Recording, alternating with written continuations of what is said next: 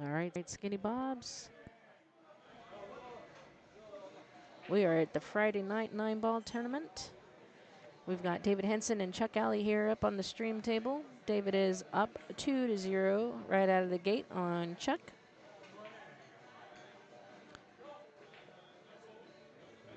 David is a longtime Skinny Bobs player. He doesn't play tournaments very often, so this is a nice treat for us to watch him play tonight.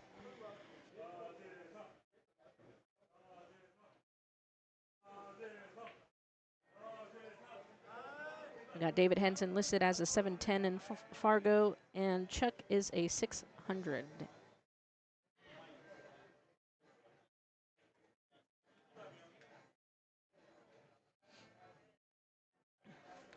Chuck played a nice little safe here.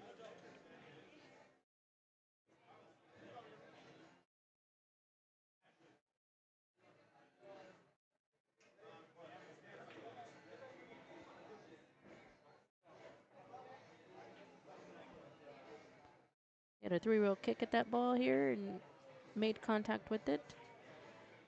He did leave Chuck a shot, however, unfortunately, it's going to be a little tough to get back here on that 3-ball to actually make it. So he might be forced to play safe again, so we'll see what Chuck decides to do here. Ooh, was he really going for it? Knock out that 7? Looked like he was. Probably just needed to hit it a little bit harder. Now he's going to play safe here again. Does the 7 go off the 8 in the side?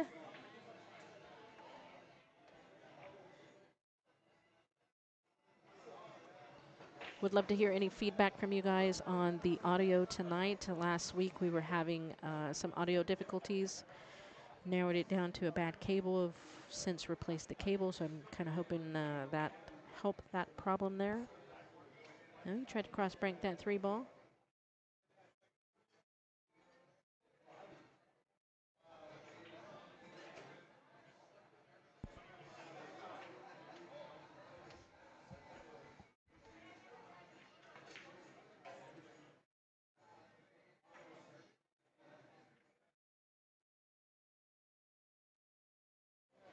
Well, the 3 did go pass, but he just didn't quite get there.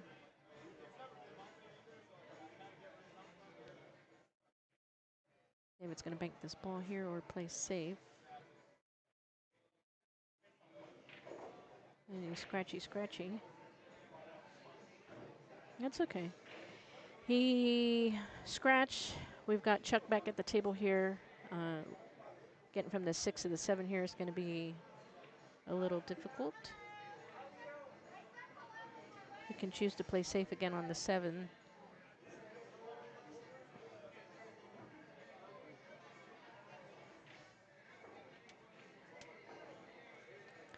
We'll see how he decides to tackle this shot.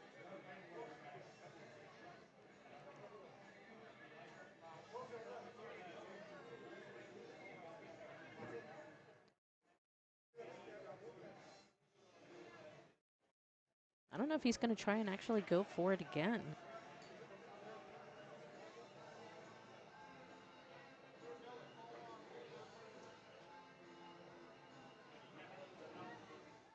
Did he get far enough for the 7?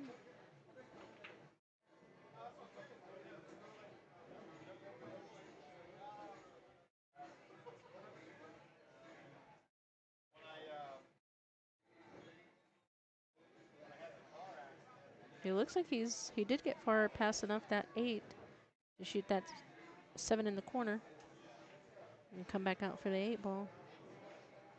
No, he got there. Nice shot.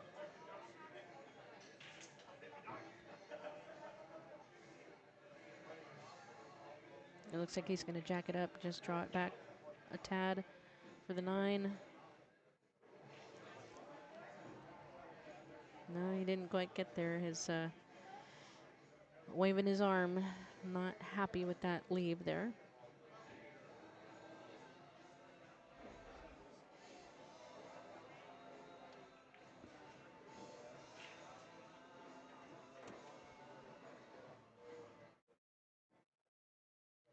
All right, Chuck goes up on the board here.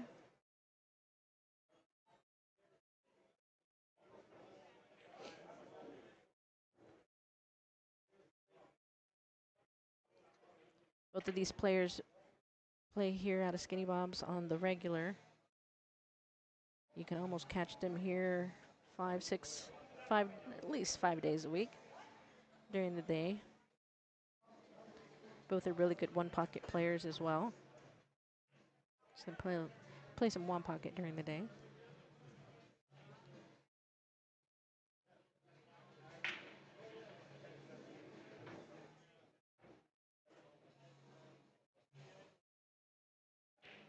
Well, you got 3 balls there on the break.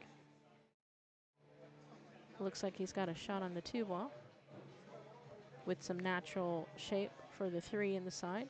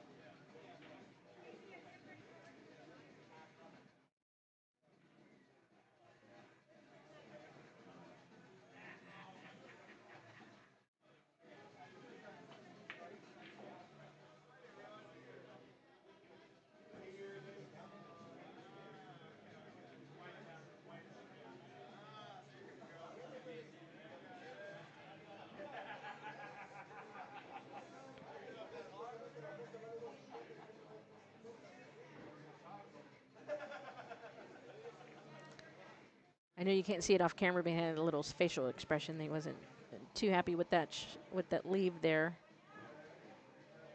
Yeah, not happy about missing that 8 ball, for sure.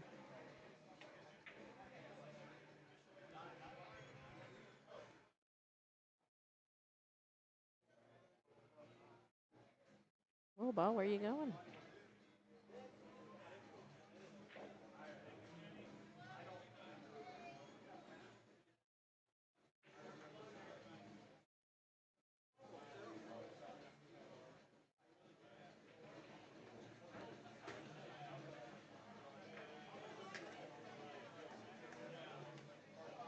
That was a little bit of an uncharacteristic miss here for Chuck. That was a big game there. You either go 2-2 or 3-1. So, I mean, David hasn't made the ball yet. Percentage is pretty high, though. Oh. Guess you call that commentator's curse.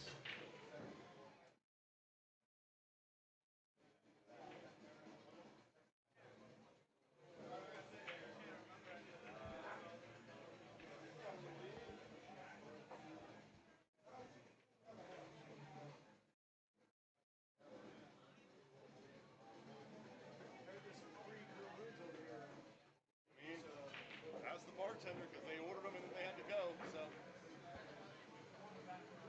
Well, he did not make that either.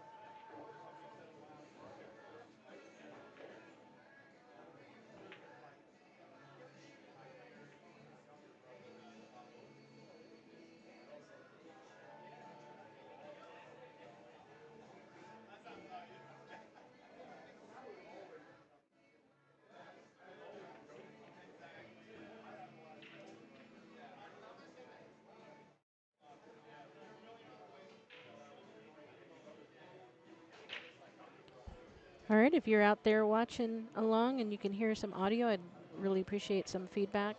Again, we were having some static type issues last week.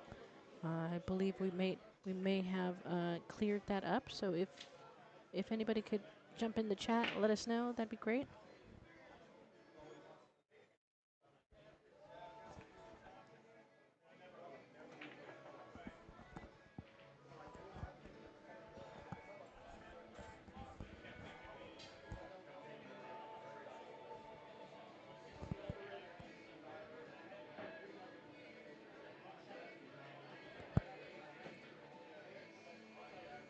I'd also be interested to know if you could hear the music in the background.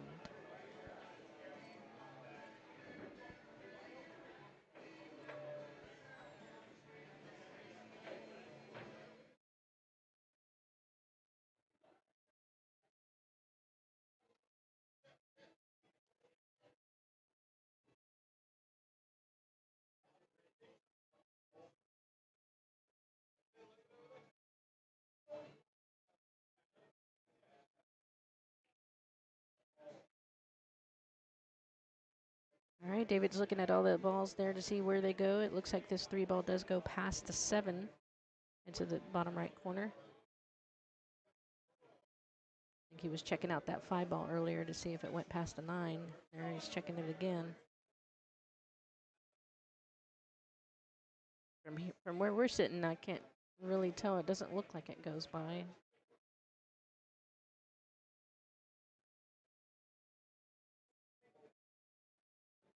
He came a little bit far. Oh, now he's got to jack up over the 6 ball. That's not fun.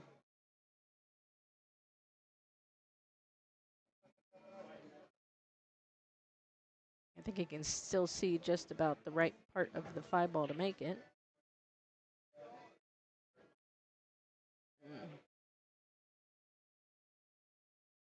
It was very difficult shooting over that 5 ball there to get precise. I mean, I'm sorry, shooting over the 6 ball to get precise shot on the 5.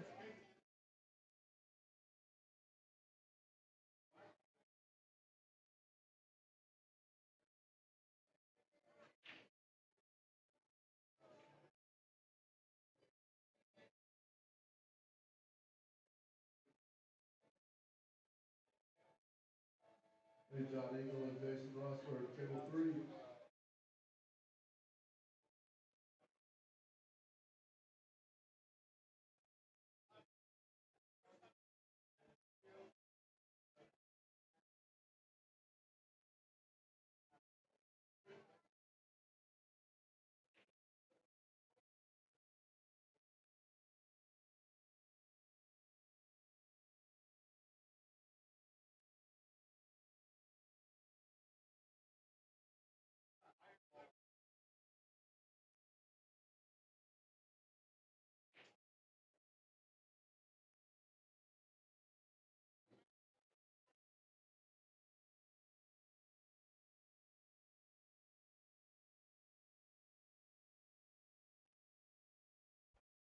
Well, he almost scratched there. Now he's got a long shot on that 7 ball. I mean, totally within David's wheelhouse here, but, you know, whoa. I think he was trying to go for the 3-railer in the side. David is also a very good banks player.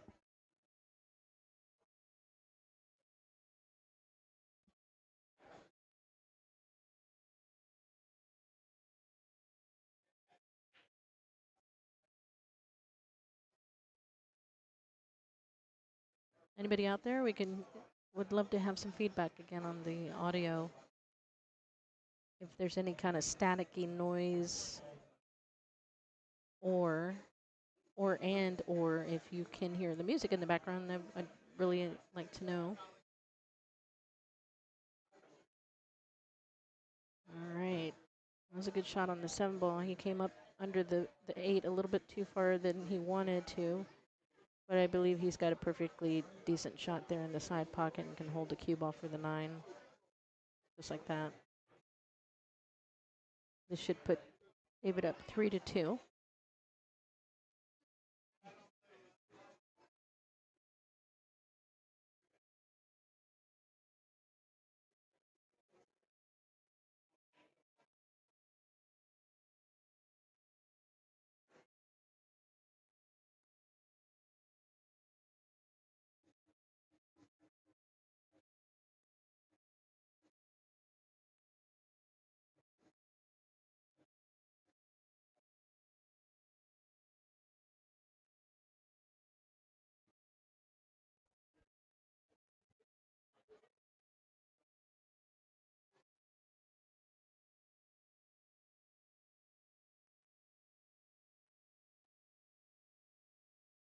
All right, we are at Skinny Balls. If you have not subscribed to our YouTube channel, we would really appreciate it if you hit that subscribe button. And while you're at it, just go ahead and like this video. This kind of helps us out, helps the algorithm. It tells YouTube, hey, people like this video, and maybe it'll share it with other people as a recommendation of a live video to watch at right now if they're on YouTube. So if you haven't subscribed already, we would appreciate that. Just hit the subscribe button. We are on our mission to hit 1,000 subscribers. Right now we're at 582. Once we hit 1,000, YouTube says, hey, you're cool, and we're going to let you do other cool features. So it really unlocks extra features for us to do. But we would really appreciate it. If you already subscribed, hey, give us a share on Facebook or any social media platform.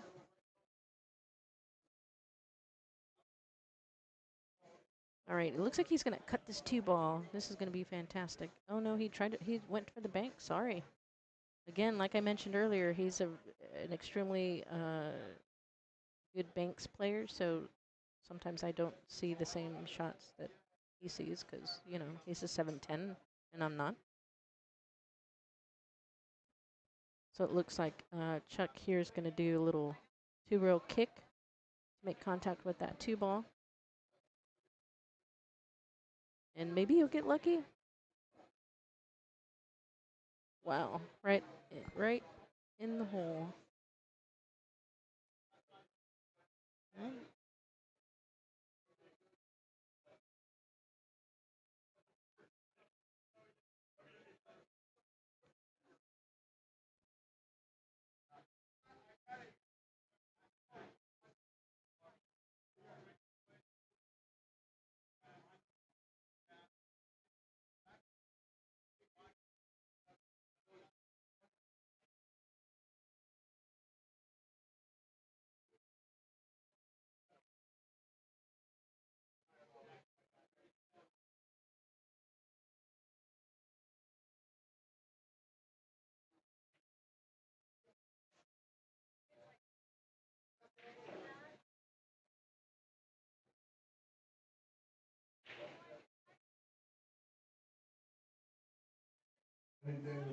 Well, I think he was trying to come out past the 9-ball here for that 4-ball, but he didn't quite get there. But it doesn't really matter when you shoot like that. So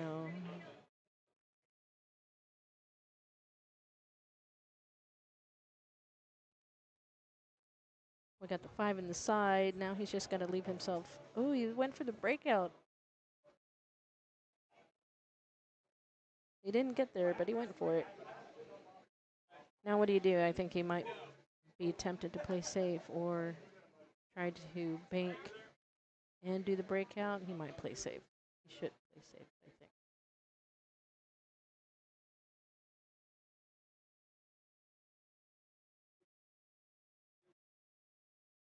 All right. He didn't really leave Chuck too much to work with here. So Chuck plays safe right back. I think he hit a little bit too much of that 6-ball than he wanted to.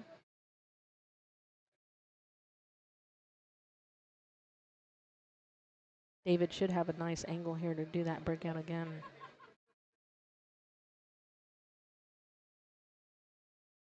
He didn't quite get there. He didn't make the 6-ball either.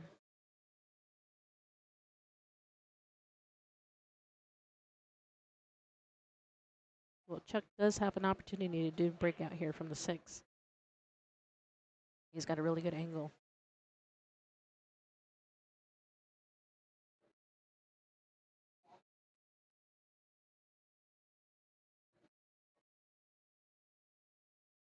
Oh, he gets an unfortunate roll there. Looks like he's going to try and cut this in. He gets there. No love. No love after that.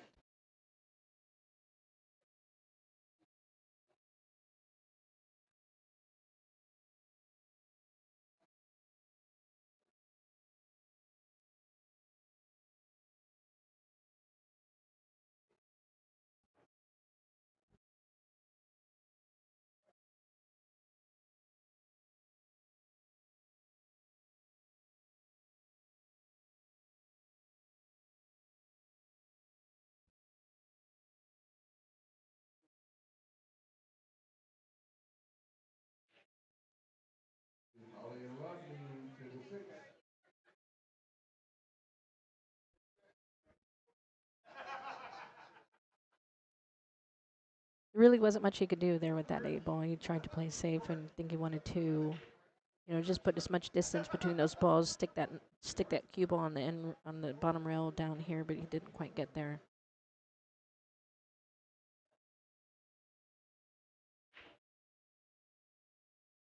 David overran that a little bit, but still came up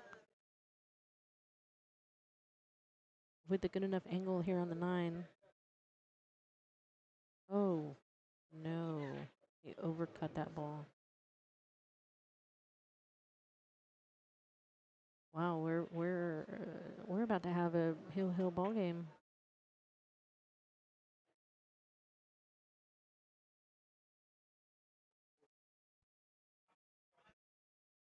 All right, it's hill with Chuck breaking.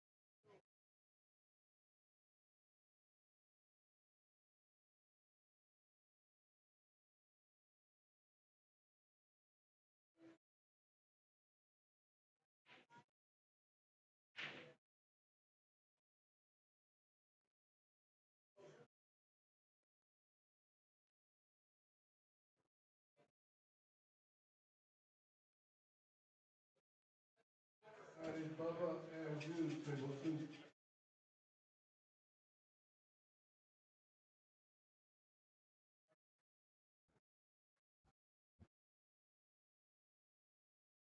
That was a nice shot there on that 2 ball.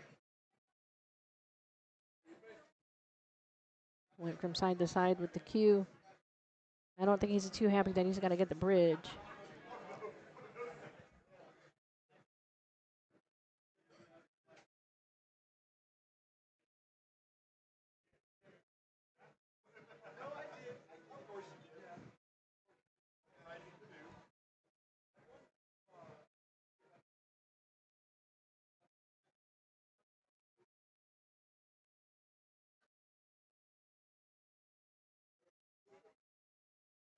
He was trying to draw that ball just a little bit further,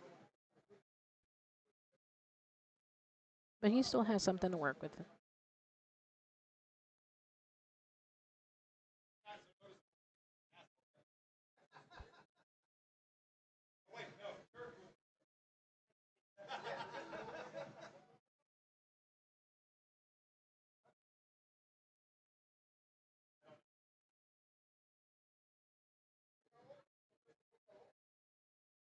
And Rick and Levar, table 9.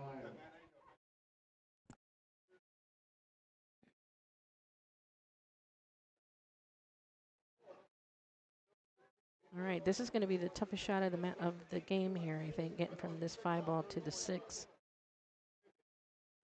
That 7 ball is pretty big here. Yeah, he had to cheat it a little bit to get that angle behind to the right of the 7, but he didn't not pocket the 5 in the process.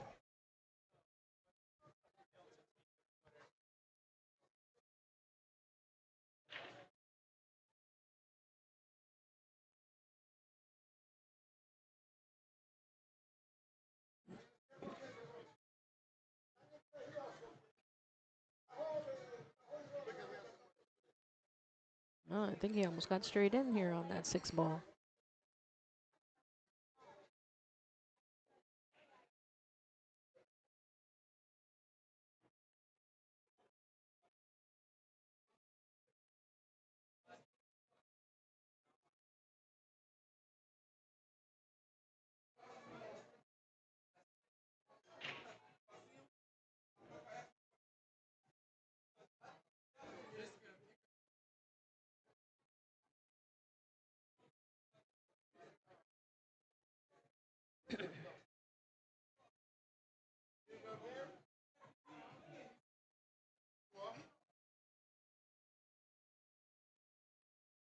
All right, David defeats Chuck first round here, 4-3.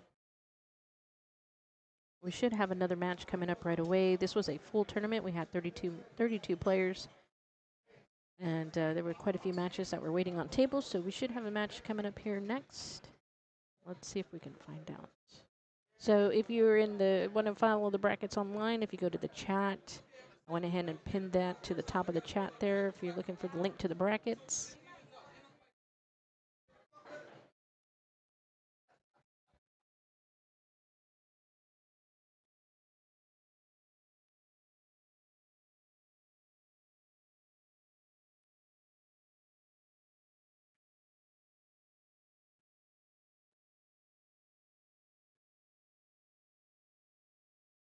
Haoyang and Mikey, table 1. All right, next up we have Haoyang and Mike Hughes. Let's go ahead and get these players' names on the board.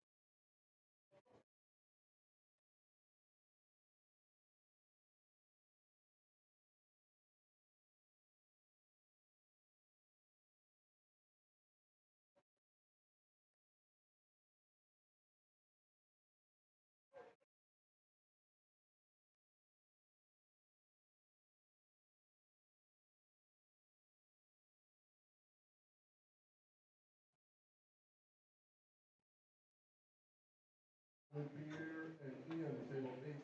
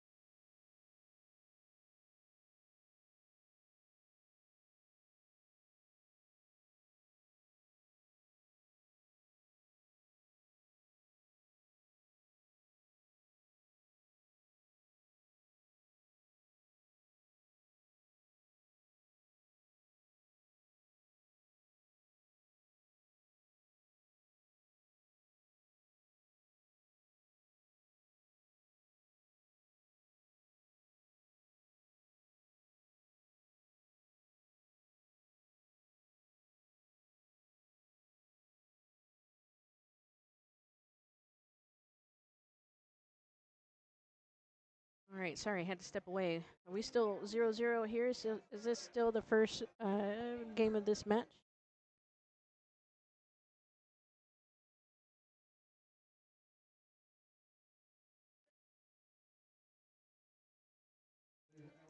David Sanders for the three.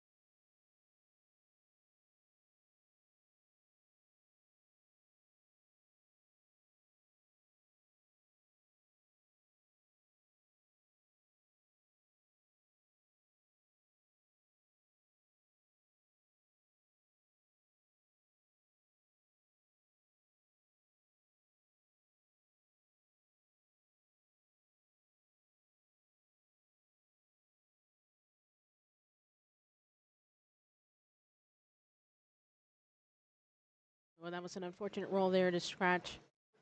Give him Haoyang ball in hand on the 7 ball so that way he can actually get good shape on the 8.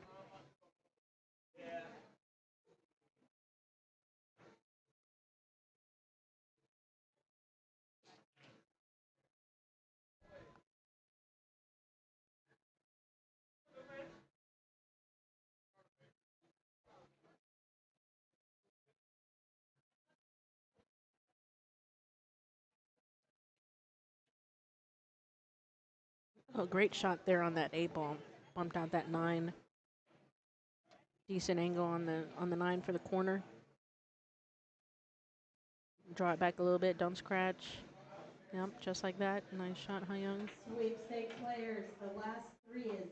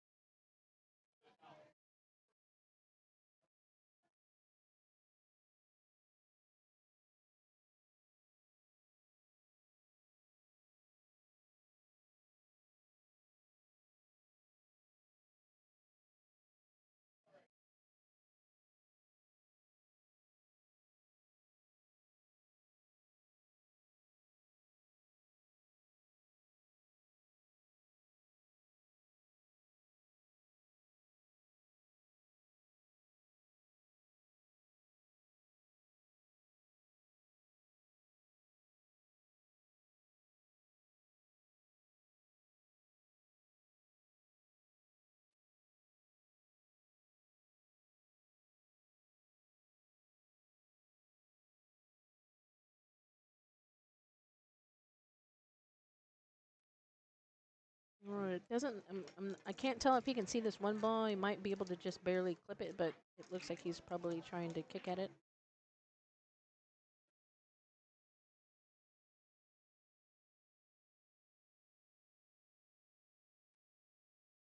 All right, he decided to go ahead and just roll out.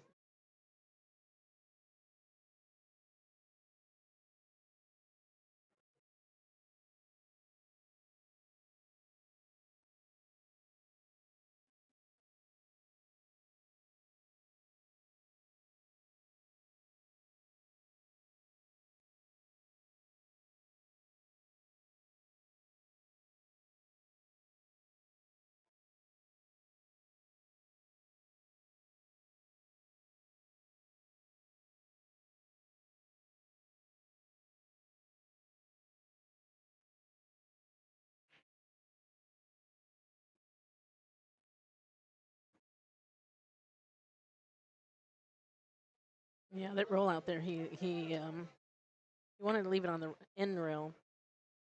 It came out a little bit too far, and unfortunately gave Haoyang pretty much the perfect angle to get shape on this three ball.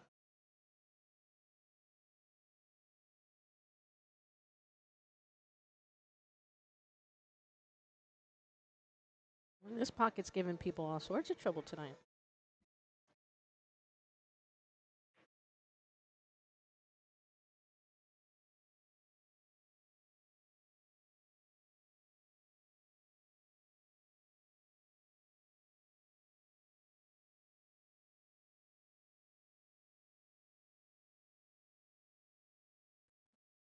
Mike was trying to come two rails with a little bit with some inside there. I mean, three rails for the five to shoot it back again in the same pocket, but came up a little bit short.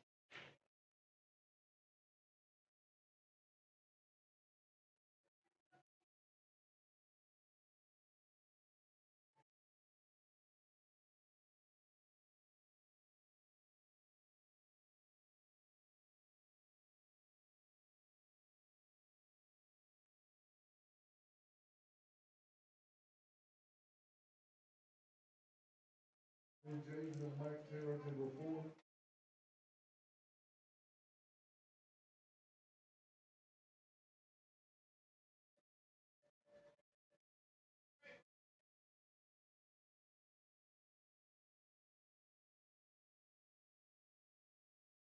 And Jaden Dupree and Mike Taylor, table 4.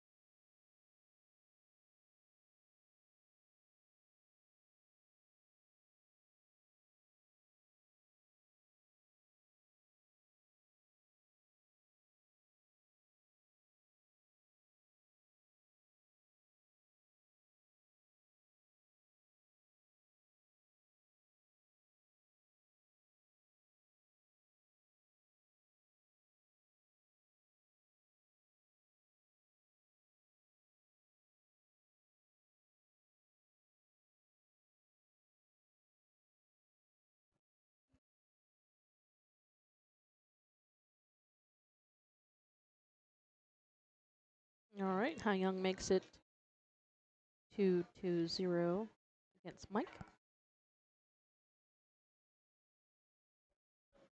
With the videos gentlemen here are regular Skinny Bob's participants, players, tournaments, league.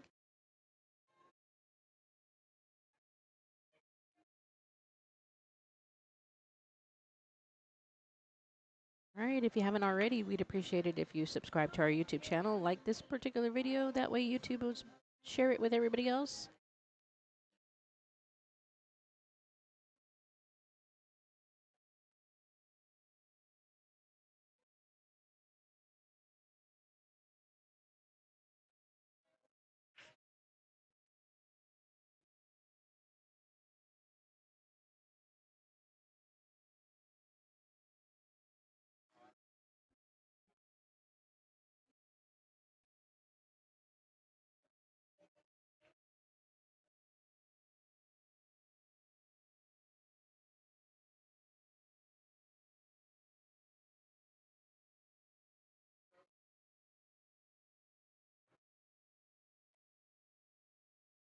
Well, that was an unfortunate scratch there.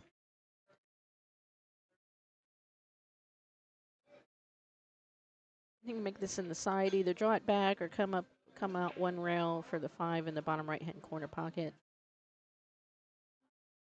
Looks like he's going to just follow it and come out one rail for the 5. Perfect. Punch that back a little bit for the 6.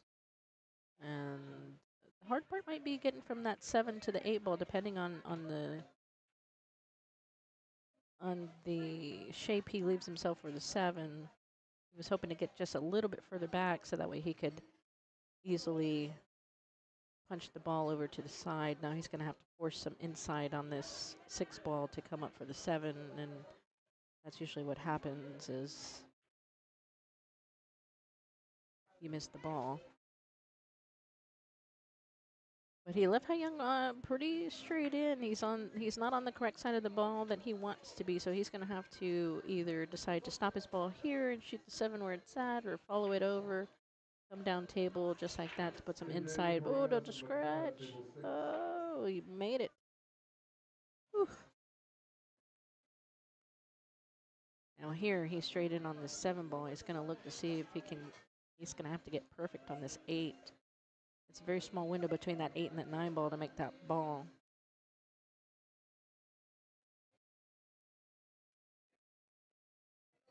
Let's see how he does. Oh, he rattled it. So hard to force these shots here.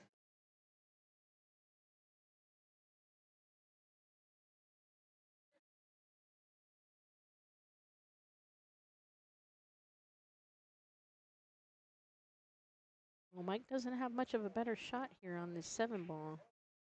But he can come back over so he can hit it to get shape for the 8 to shoot it in the same pocket. He tried to do the same thing Haoyang did. Unfortunately, he bumped that 9 ball a little bit, pushed him out just a tiny bit. I mean, he can definitely back cut this 8 ball.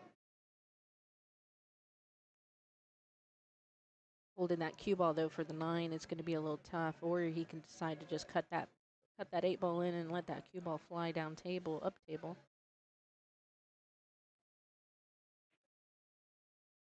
And he chose to play safe. Very good. He put them distance. He didn't quite hide the cue ball behind the 9, so he's left Haoyang a pretty makeable bank shot here with natural shape for the 9.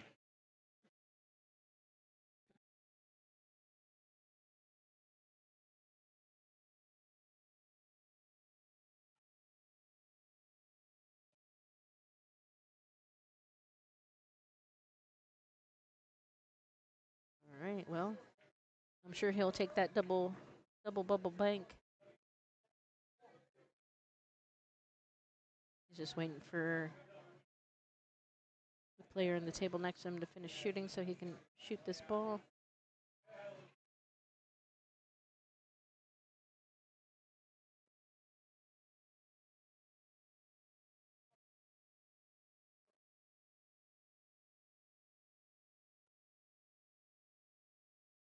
All right, this gets Haoyang 3-0 up on the board.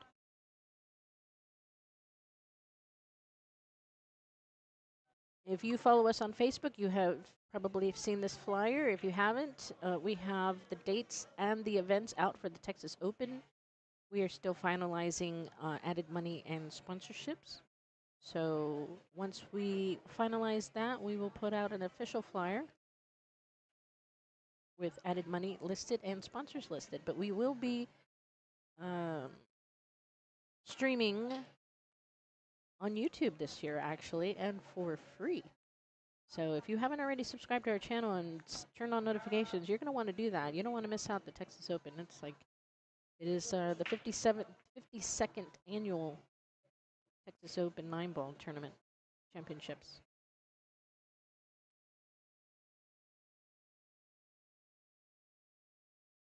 All right, so Mike pockets 2 balls here on the break. He can see the 1 ball. You should be able to see enough of it to actually make it without hitting that fly ball first.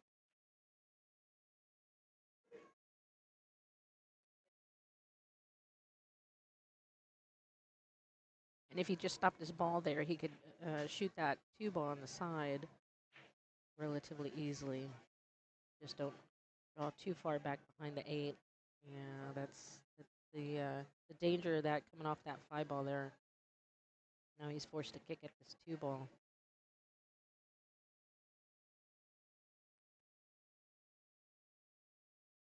And he touched it.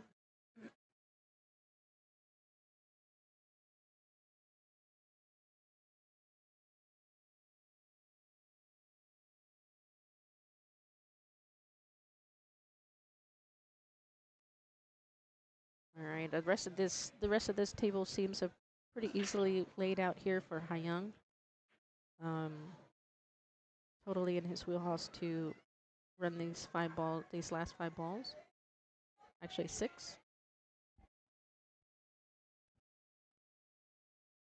He got perfect on that 5 ball here, so he can just stop his ball for the 8.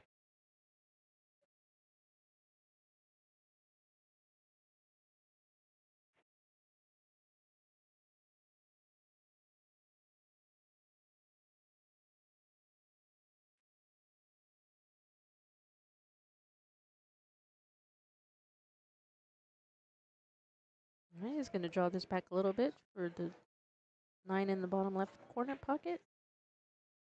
Oh, he came back just a tad bit too far, but totally makeable for Haoyang. Just don't scratch in the side here, Haoyang. All right.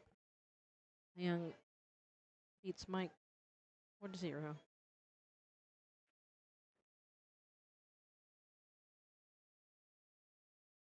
All right, we should have another match coming up here fairly quickly. In the meantime, let's just go ahead and scooch over here to table 2. I don't actually have any scores for this match. We've got Bubba Staton, who's from, I believe, the Georgetown area. And we've got Jude Rosenstock, one of our league directors here at Skinny Bob's, BCA league director from South Austin. It looks like somebody's up 3-1 or 2 over here.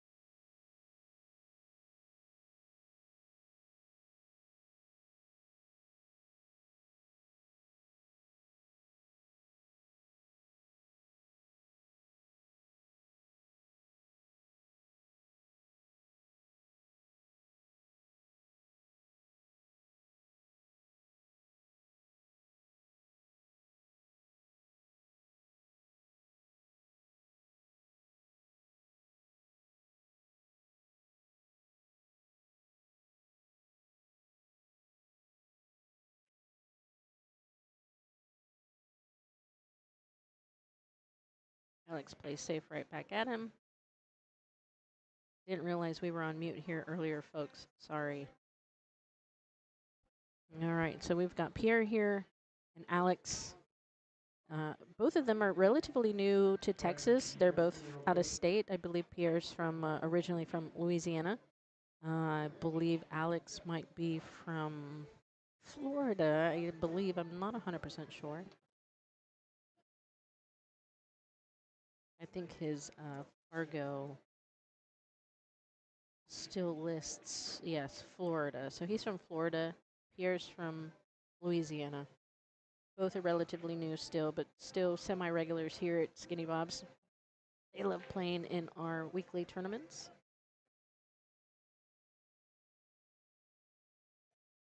Pierre is a 542 Fargo, and Alex is a 506 Fargo.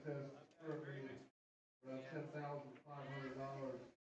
If you want to buy tickets, they're 1 for 5 or 5 for 20. Come see me. You gotta be in it to win it.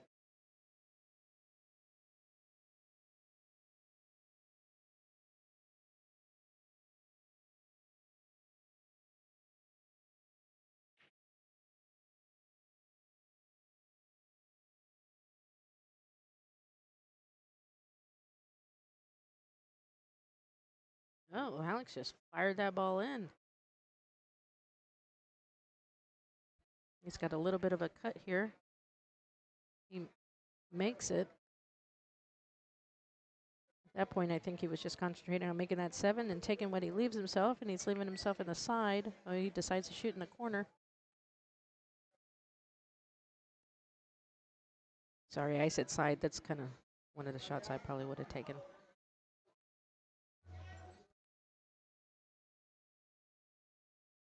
All right, he left Pierre a little bit of an angle. Oh, that's not what he was trying to do, I don't think.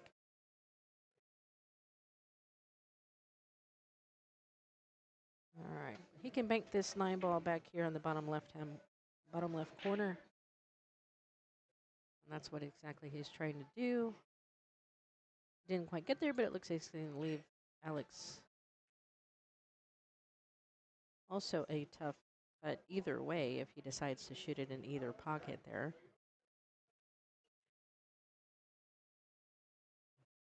Top left corner pocket might be the favorable shot there without scratching. Yep, that's what he's looking for.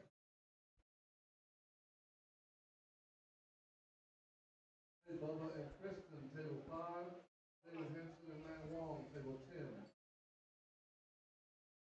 Oh, he went for the bank.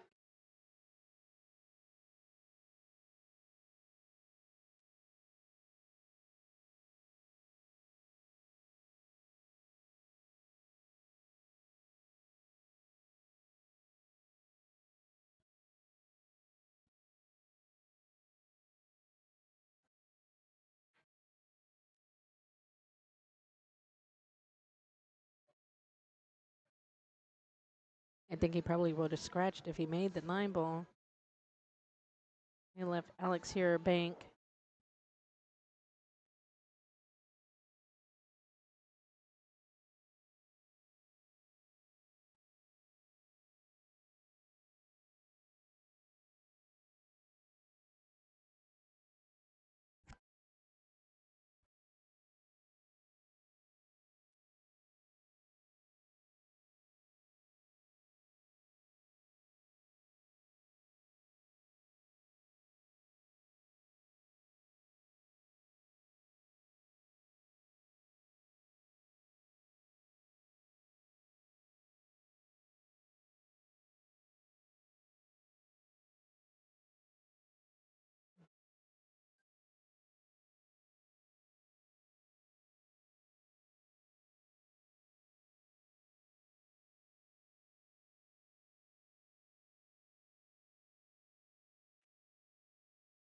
All right, so Pierre goes up 1-0.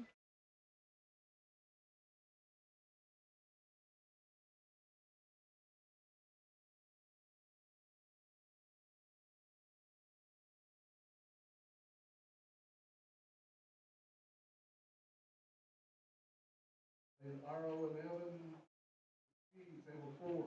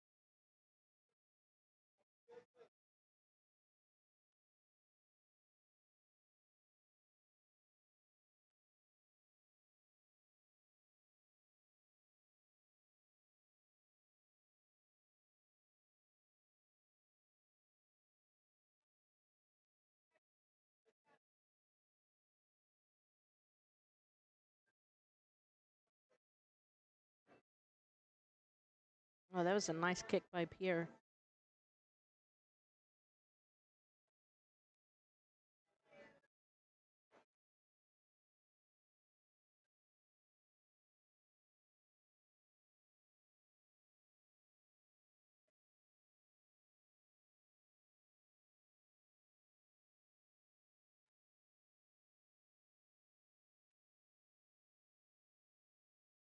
Snuck behind that 8 ball there, but I think you can see some of it.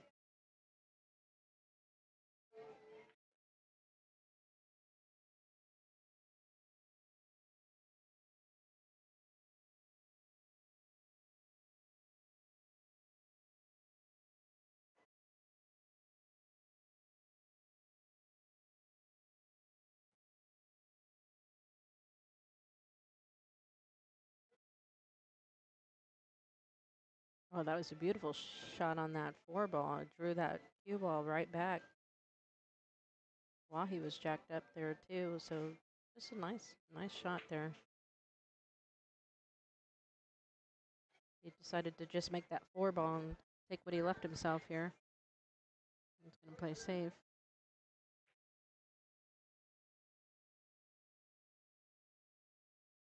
We got a 3 ball combo going on here. Ooh, we did if it would have gone. What a bummer.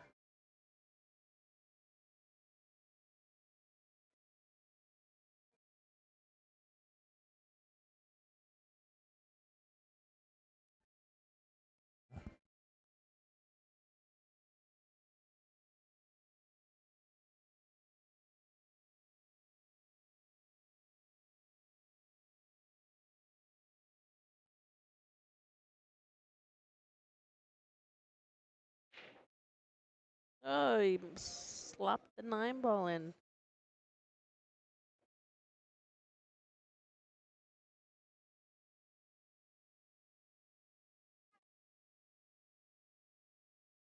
All right, that puts Alex on the board there.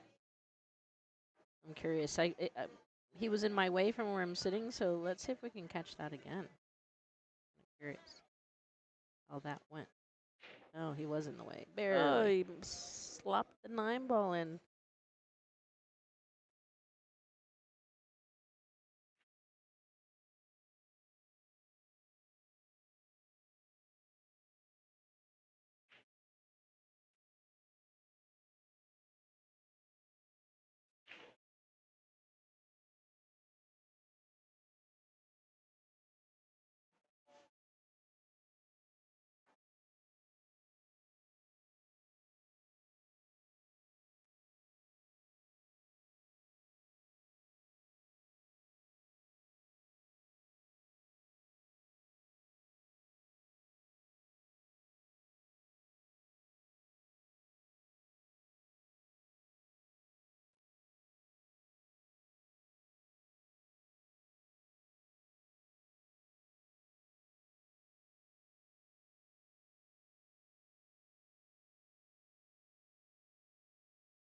Another safety here from Alex. Looks like Pierre's going to kick at this ball.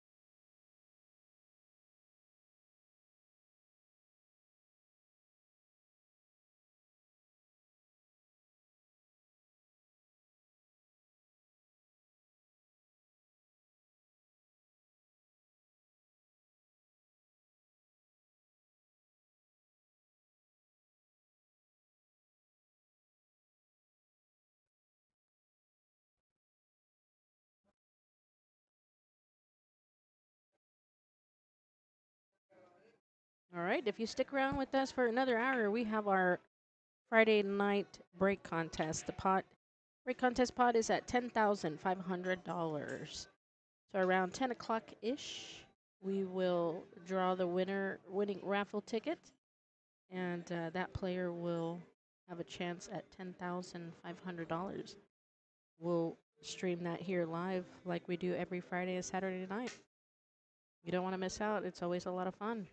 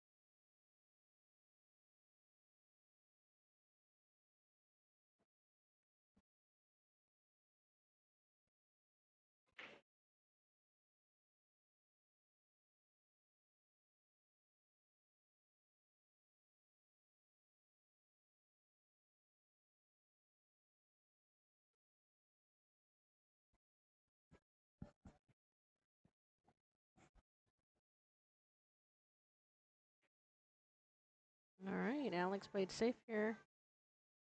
He didn't quite get there, but it was a very good attempt. Pierre's going to do the same thing right back.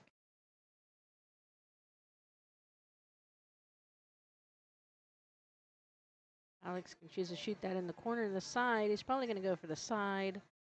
Let the cue ball fly for the 8 ball back in the side. And if he gets good enough shape, he might be able to just float that cue ball.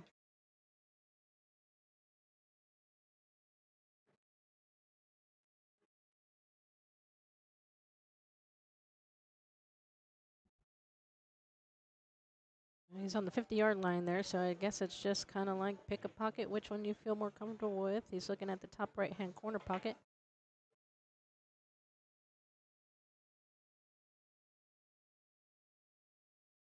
Yeah, I didn't think he needed to put any draw on that ball there, but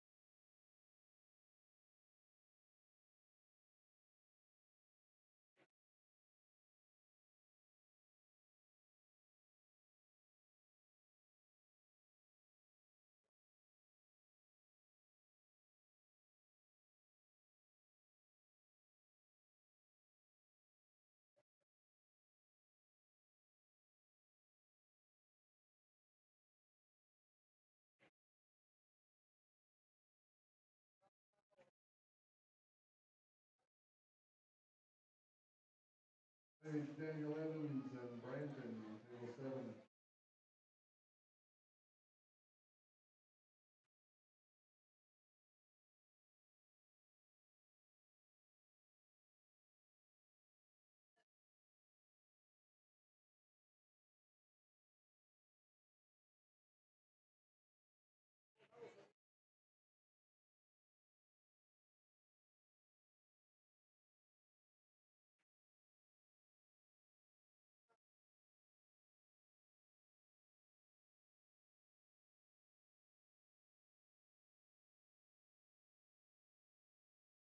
oh, you kicked at that 4 ball, almost made it in the side. But he put a little bit of distance here between that cue and the 4 ball. I'm not sure if it goes past the 7. Oh, look at that. What a shot, Pierre, in the side pocket. Now for his next trick.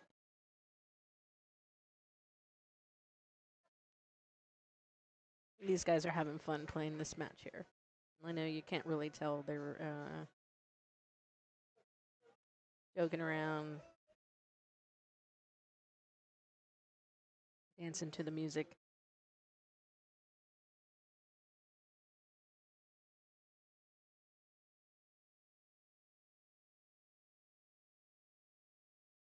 Three rails in the corner.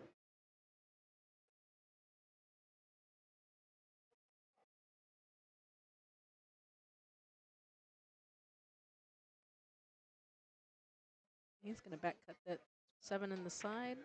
Almost got there, almost scratched.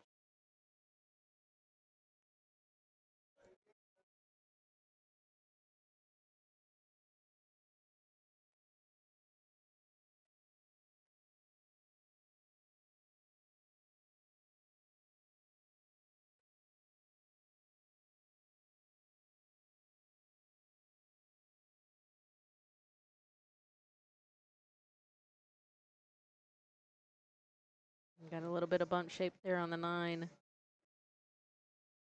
All right, Alex says, not yet. I'm not ready to go. I'm going to make this tough.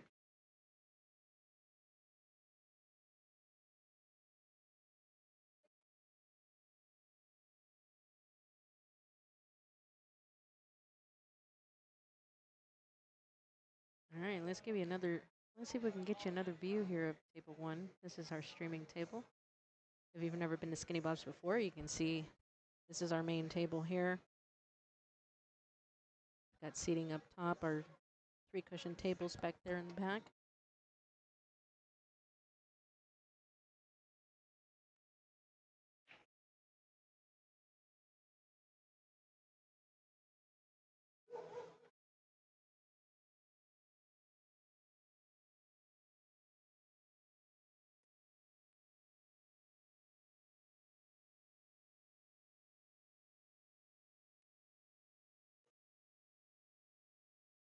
So this is our mainstream table here.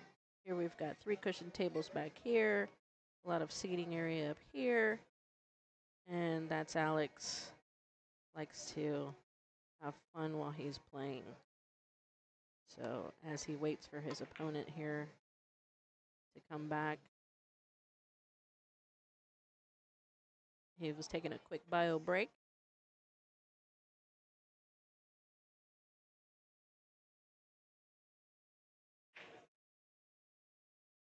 All right, let's go back to the main camera.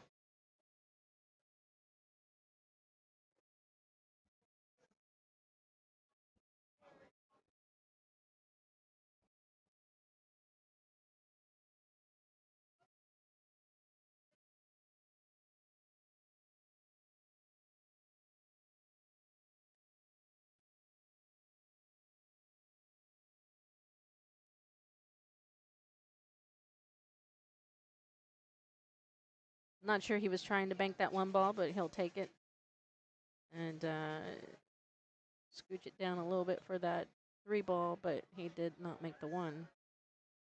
Ooh, I don't know if you can look at this. This might be able to, he might be able to carry him this 9 ball in. He tried for it, but ran the cue ball off the table.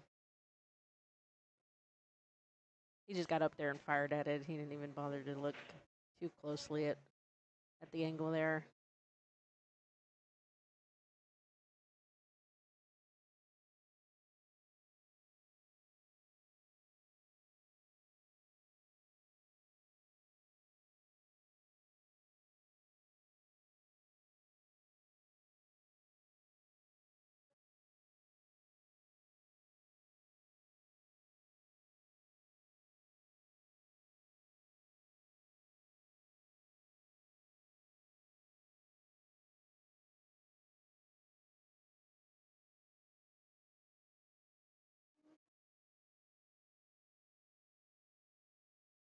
He's going to go for the 5-9 here. And he got there. He makes that a hill match here, folks.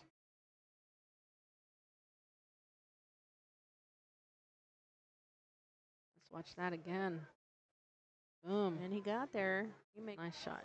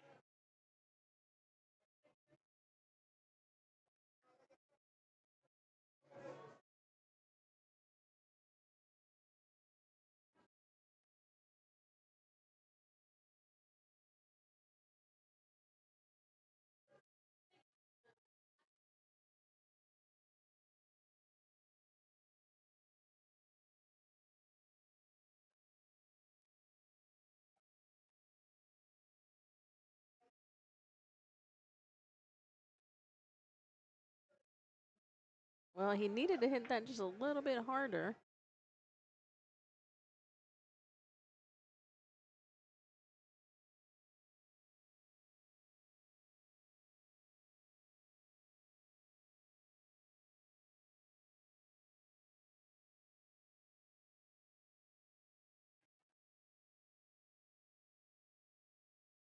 Off the 5. No.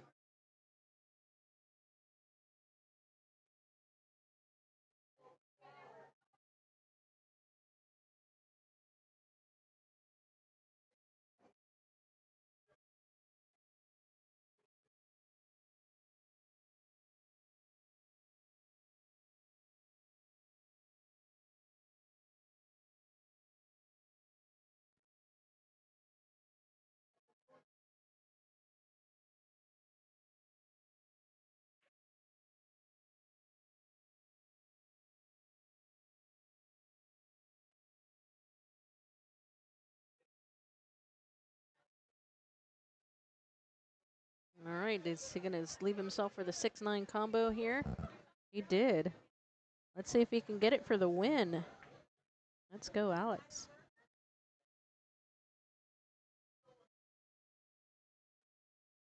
He did. He gets it for the win on the hill.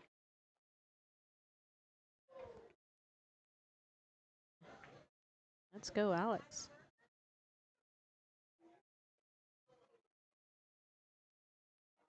He did. He gets it.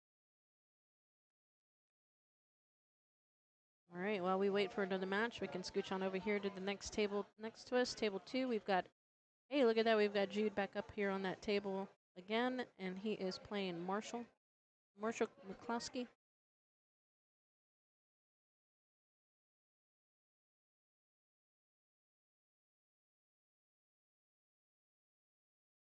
Hey, Chuck and Noah, table 1. All right, they made an announcement for table 1. Chuck, Ellie, and Noah Contreras. This is going to be a good good match here, so let's get back over there. Update the scoreboard.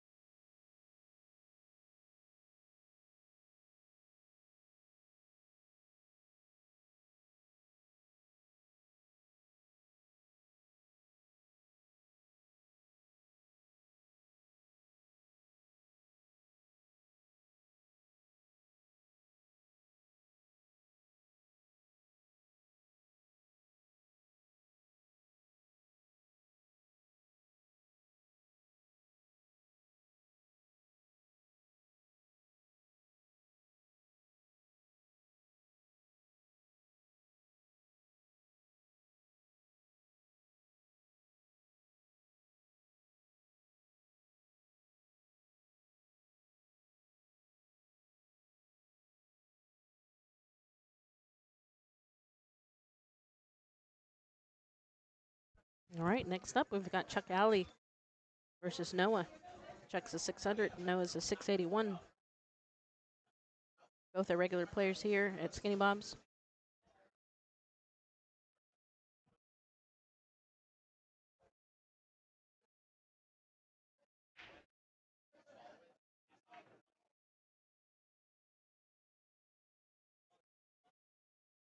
Got 2 balls on the break here.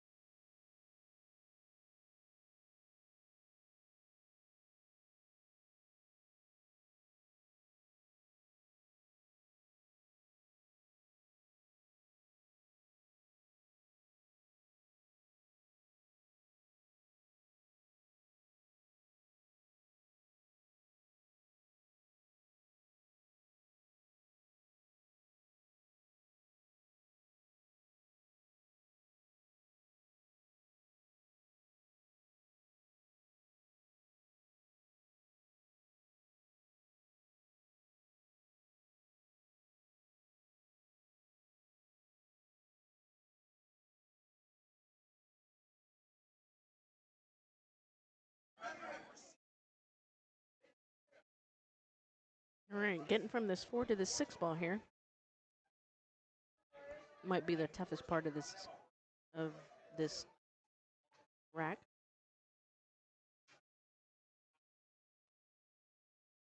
He wanted to come down a little bit more so that way he could go forward with the cue to shoot the 6 in the bottom left corner. But he can still do it. He can come underneath it.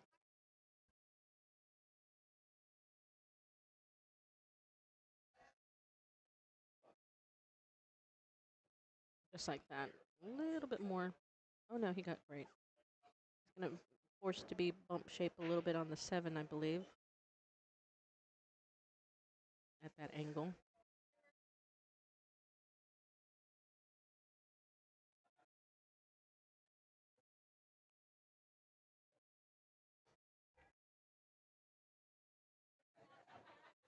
He got great leave after that. He's on the correct side of the 7.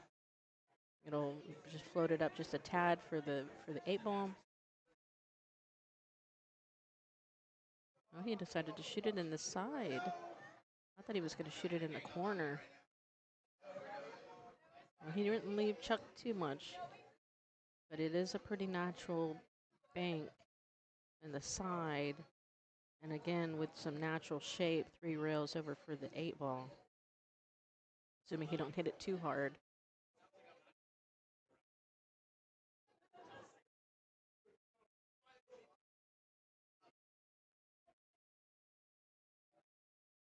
You can just punch this ball out for the 9. Nothing too fancy here. You decided to go on the safe side and go that 2 rails. Unfortunately, the 8 ball did not fall.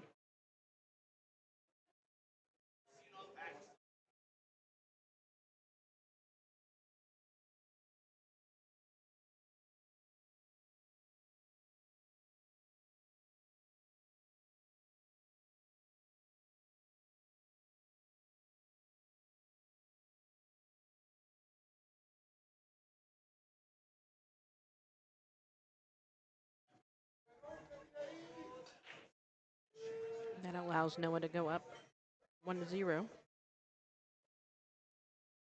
in the 7, and 2.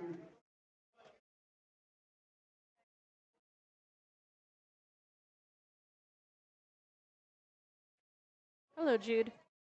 I can't hear. You can't hear it? You can't hear yourself?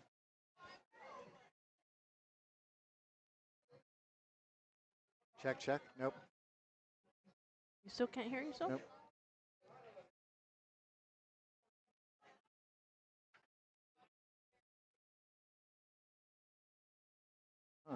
Huh. Just a second, folks. We're trying to get Jude here in the booth Is with this us. it? Wait. Should be both of those. Got it. You can hear it now? Yep, I All can right. hear. What a day. So we had weather today. Did you? We had weather. Did you? Did I have weather? I mean, yeah. Did we have weather? Yeah, I don't know. I've been inside all day. I drove through weather. I have not looked outside since this morning. I think we're getting more weather this weekend, too. This would be a good weekend. To stay inside and play pool. Exactly. Yeah. Actually, in fact, I think it's just going to be a good idea until about like November or so. Once it starts getting hot here in Texas, that's for sure. Ooh, we have a New Yorker on the head table. Noah Contreras versus Chuck Alley.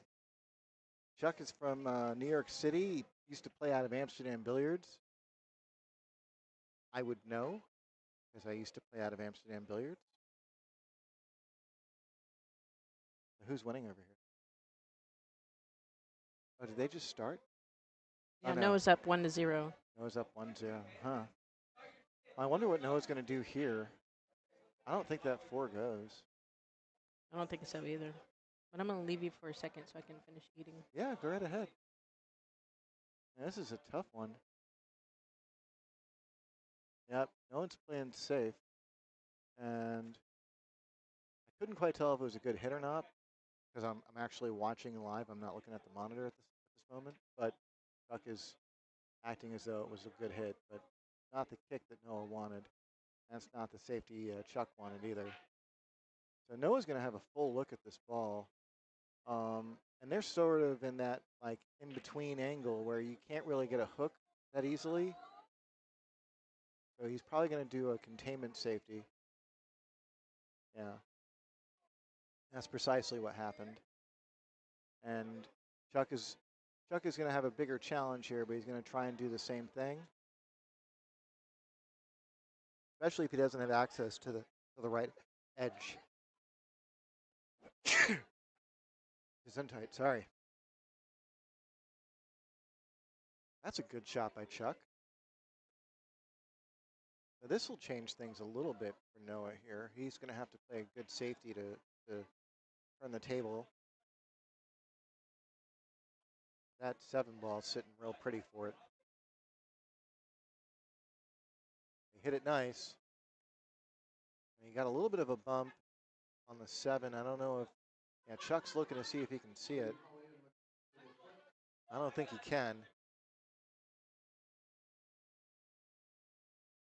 This is definitely, regardless, this is definitely where things begin to open up because even if Chuck can see a little bit of it, he can't make it in the side pocket. Yeah, so Chuck is going to look to try and like move that 4 ball to the short rail. Oh, he's banking it. And look at that. How'd he hit it? Wow. How do you like it now, Noah? Chuck banks in the 4 ball beautifully, gets perfect on the 5, and he's looking like he's going to be tying this score at 1. Chuck's a really good shot. He's a straight pool player by trade. I think that gives him a good foundation for the other games that he plays, and I know he plays everything really, like 9 ball mostly, and then 1 pocket and 8 ball as well. But I think straight pool is his love. Oh, Chuck did not work that pocket at all. Yeah, that's a frustrating thing whenever that happens. But he looks like he got away with it, or at least for the moment. Noah's going to have to come up with something big here. Personally, I like the bank. I like the idea of being aggressive here, but see how this goes. And, oh, Noah's looking at a safety, I think. I think that's exactly what Noah was playing. Like I think he was trying to get the cue ball to the other end of the table, and try and use the 9 ball as a blocker, and he just barely didn't get there. But still, an excellent shot. Going to leave Chuck a lot of distance. He's put himself in position to steal this game. Oh, what a gorgeous shot by Chuck. Really well done. Chuck's bridging off the rail, so this isn't over yet, but looking like it's going to be tied in a moment. There it is. Wow. Some really good shots by both players there. That was an odd multi-inning game, but really well played.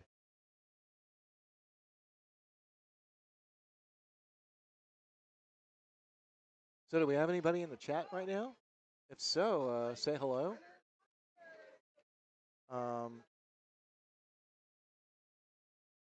Hey, Jude. Did my match last longer than 3 minutes? Very funny.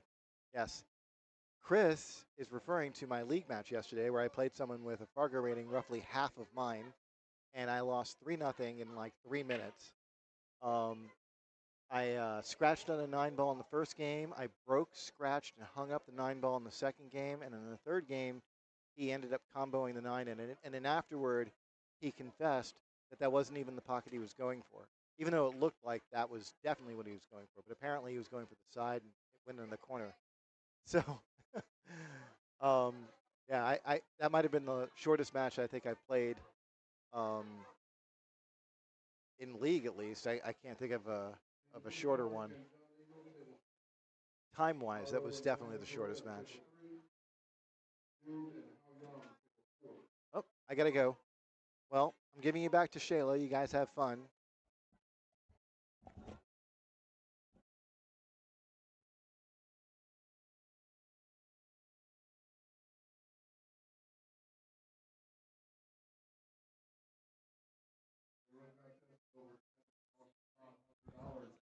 No, don't go. He came just in time. I was trying to eat dinner, and I just finished. So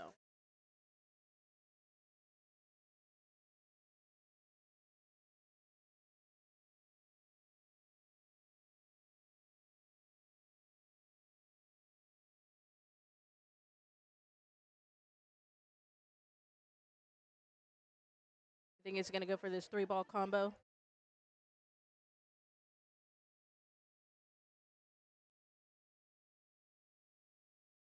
No. He was smart and played safe.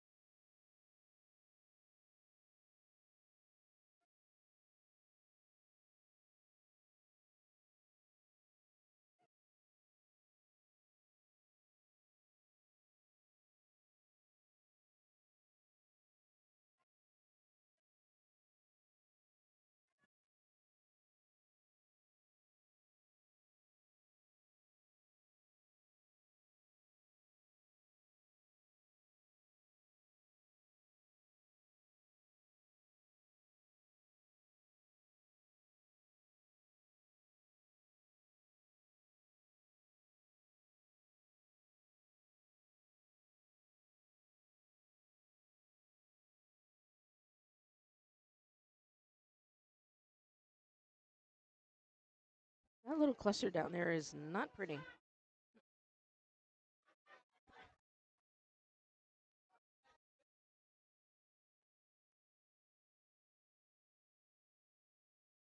Well, just as I said that, Chuck went ahead and handled it. Broke that out, made the 2. Not great shape on the 3-ball here, but kind of got to take what you give yourself. Is he looking for that double bank on the 3? That looks like what he's looking like.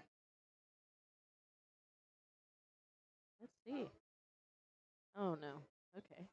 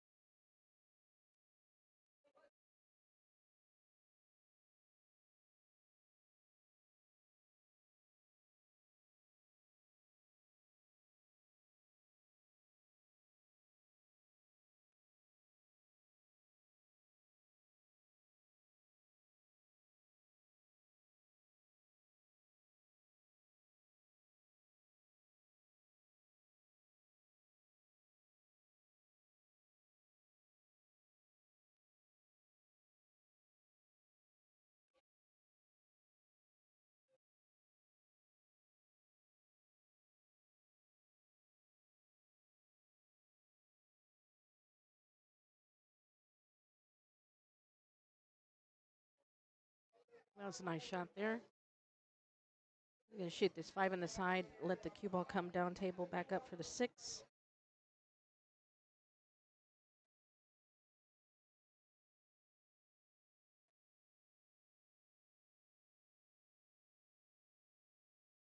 He's got some options here. Either way he shoots it, he should be okay for the 8.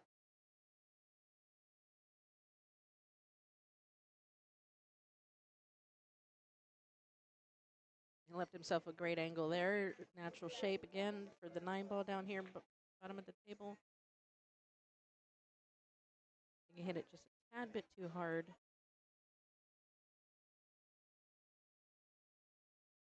He's still going to try and cut this in here. Make sure he controls that cue ball a little bit.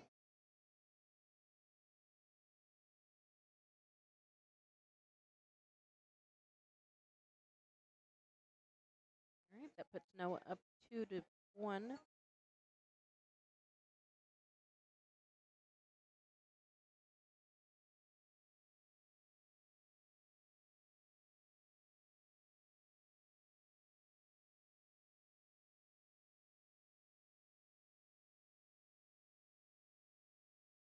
Let's see if I captured that shot by Chuck earlier. Nope, not that one.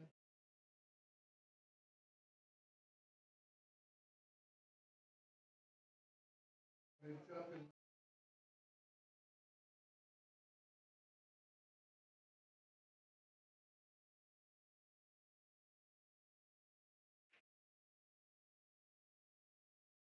Sorry, I was trying to do an instant replay, but I replayed the wrong capture. We're learning, folks. We're learning. All right, is he going to go for this 1-8 combo? Relatively easy. Daniel Evans and Matt Wong, table 7. Just where do you leave the cue ball? Gonna have to draw it, make sure he doesn't go past that 4. All right, so at least he didn't hook himself behind that 4 ball. He still can see the 1. Now he's got to decide whether he wants to bank it or play safe. Banking it puts him tough for the 3 ball, so I assume he's probably going to want to play safe here. Oh, he went for it. He got a good roll.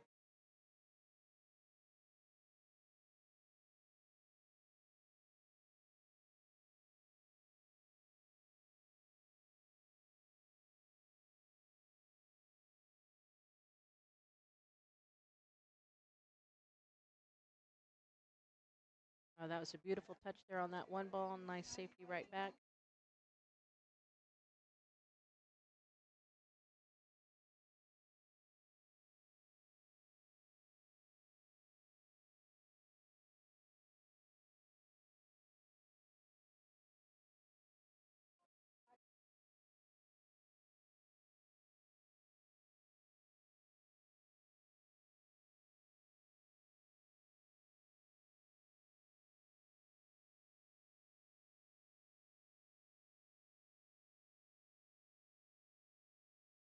Oh, that was an unfortunate scratch there.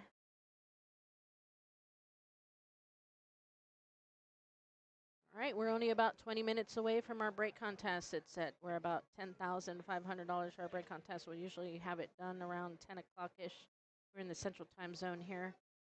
So we'll probably, after this match is done, get ready to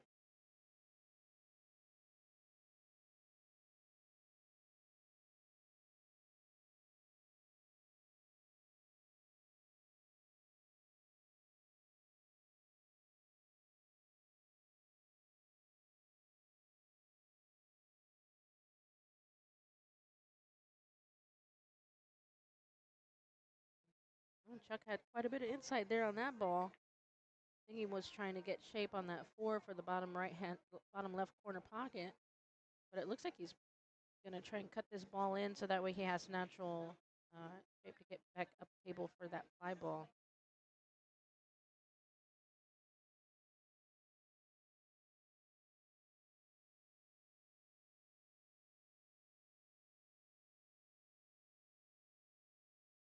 And he got a lucky roll out of that one. Noah can't see this ball, so he's forced to kick at it or bring out the jump cue. It looks like he might bring out the jump cue here. All right.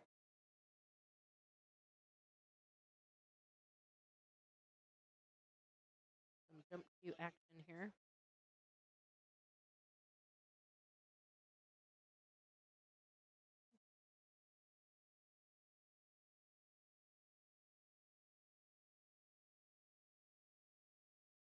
Hey, feet on the floor. Oh, I can't see from here. Bummer. We fired at the 9. Oh, don't scratch. He got some love right behind it. Right back at you, Chuck, he says.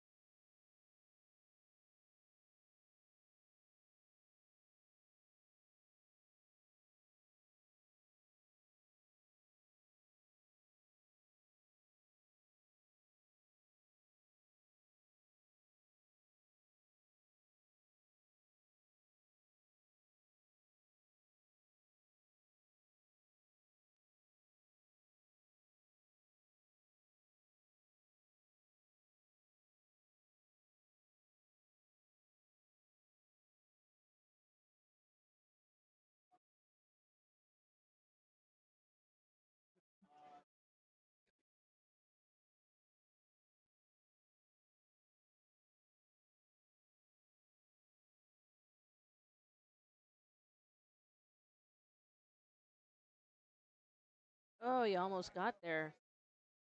Oh, don't set up the 9 ball.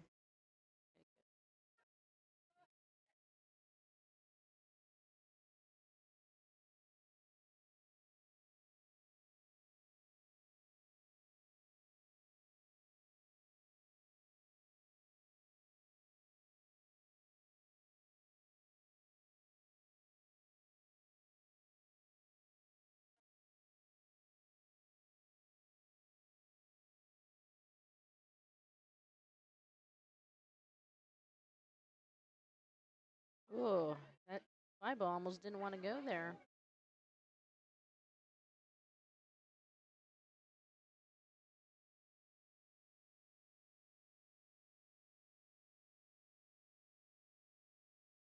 I'm not exactly sure what that was, the drawback.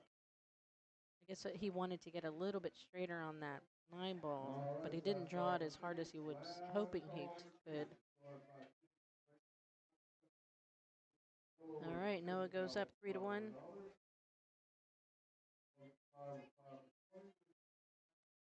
Oh, that was a one-loss side match. That was a race to 3. Sorry, folks. I did not realize these are 2 great players, and I forgot that Chuck was on the one-loss side. Just kind of used to both of these guys being on the winner side still. So that match is over. Let's just scooch on over here to the next table. We've got, well, that just ended too. All right. Let's see. What do we got?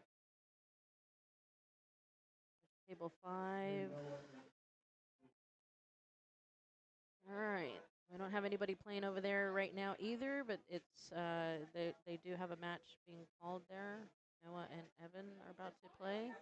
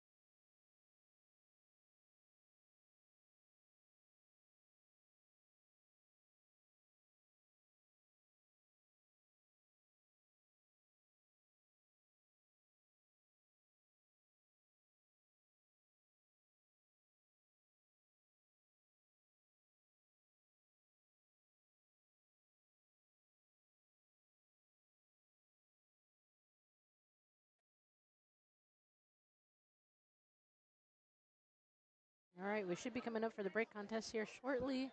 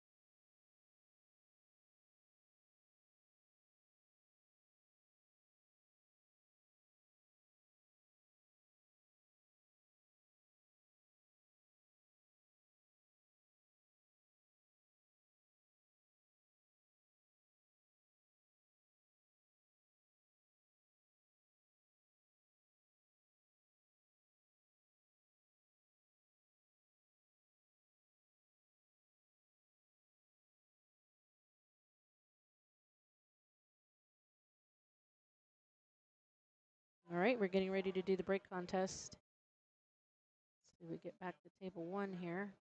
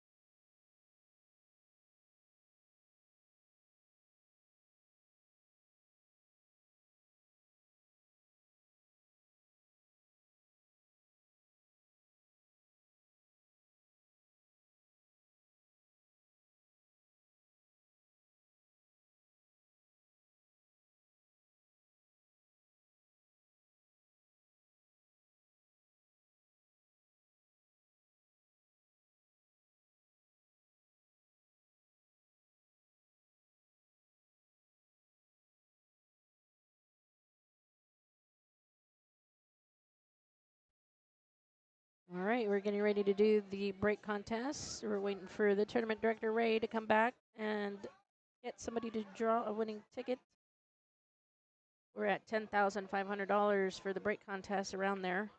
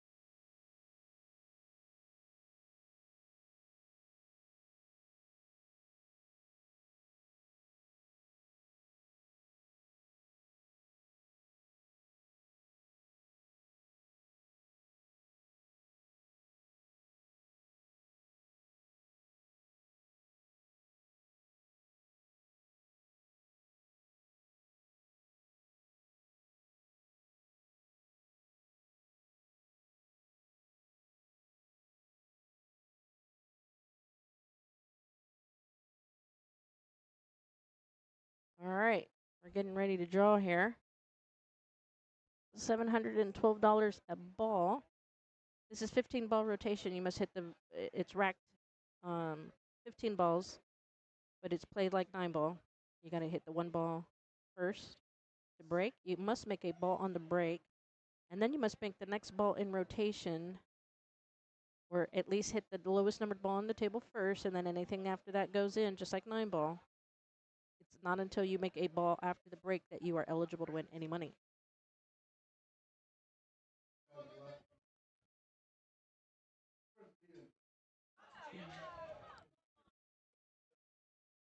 All right, so $712 a ball. He's going to offer him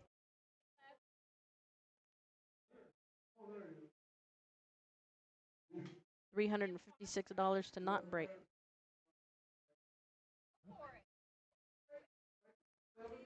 He's going to take it. He's going to break for $712 a ball.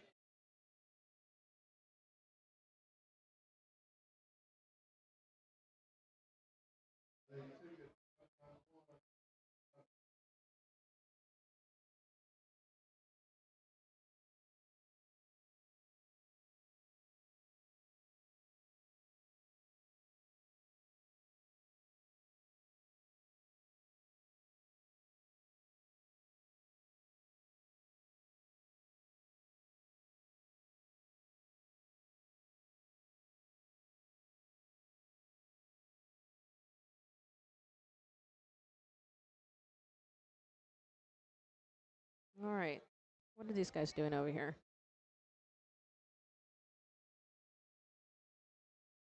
I think they're verifying ticket numbers. Oh, he's got to provide his ticket. He does not have it.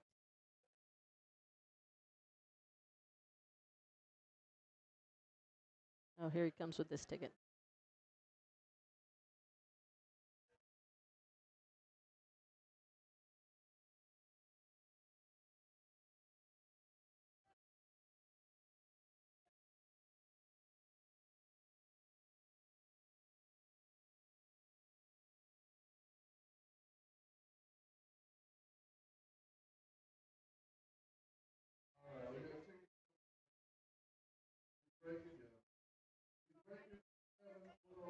All right, he confirmed his ticket. He's going to break for $712 a ball.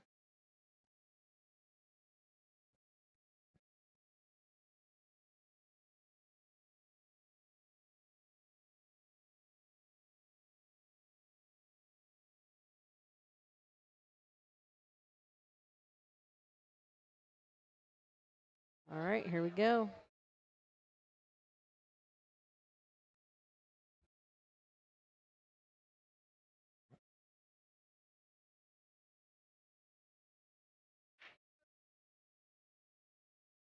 I don't think he made it. Oh, he made a ball. Oh. But he's jacked up over all this cluster of balls here. One ball is not sitting pretty.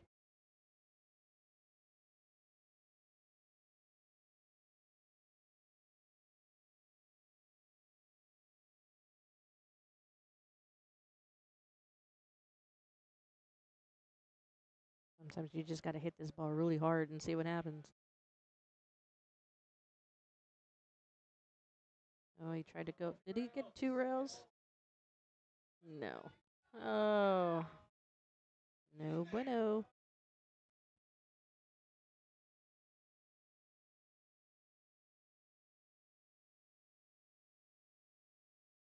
All right, so what happens is now that we did not get anybody to win any money, all that money goes over to Saturday night, tomorrow night.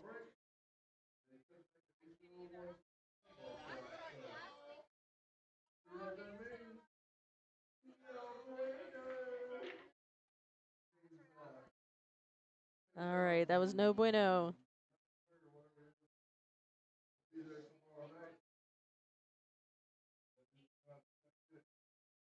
So I think that was ended up being like 10,900 or so.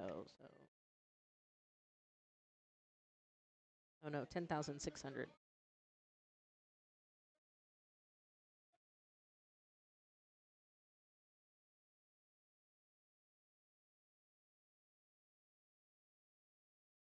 All right, let's go. We're gonna get another match here on table 1 here shortly, I hope.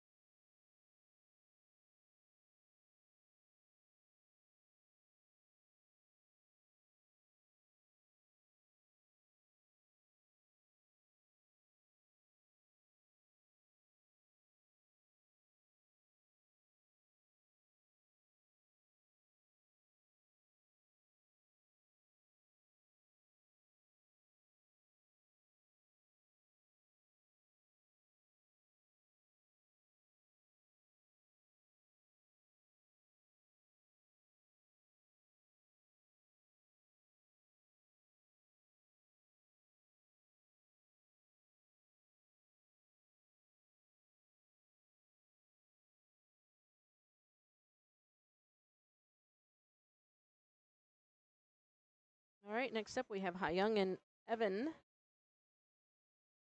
Let's get these names up on the board.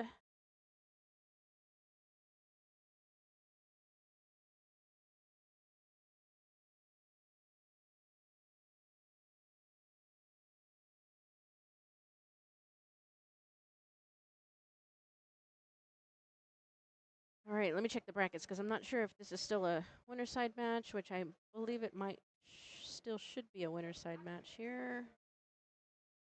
Negative. It is a one-loss side match. So we are racing to 3 here.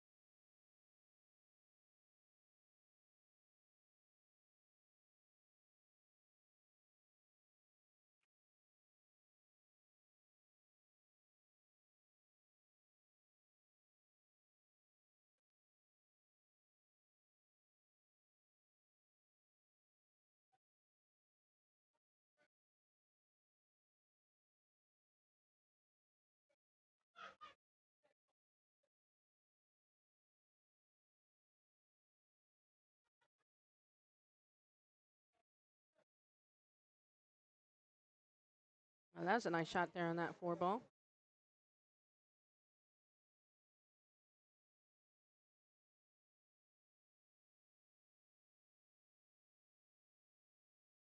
Should be a little bit of a tic-tac-toe here out these last 4 balls. Assuming he gets on the correct side of the 8 ball to come back down for the 9.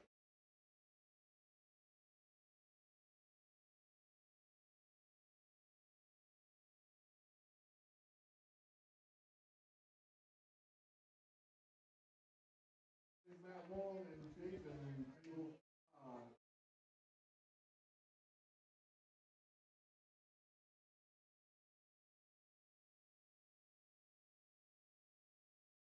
Yep, looks like he got on the correct side of the 8 ball.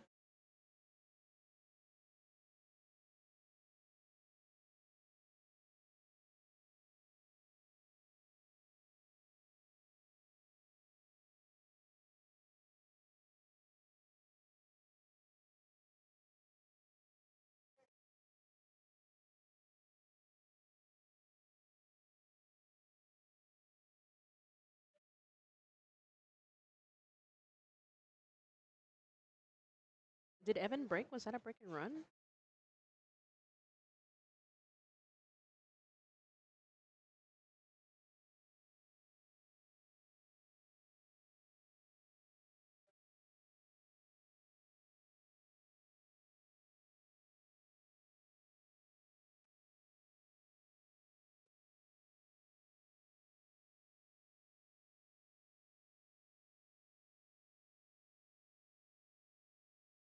No, Haoyang broke first. So that was not a break and run. What a beautiful out.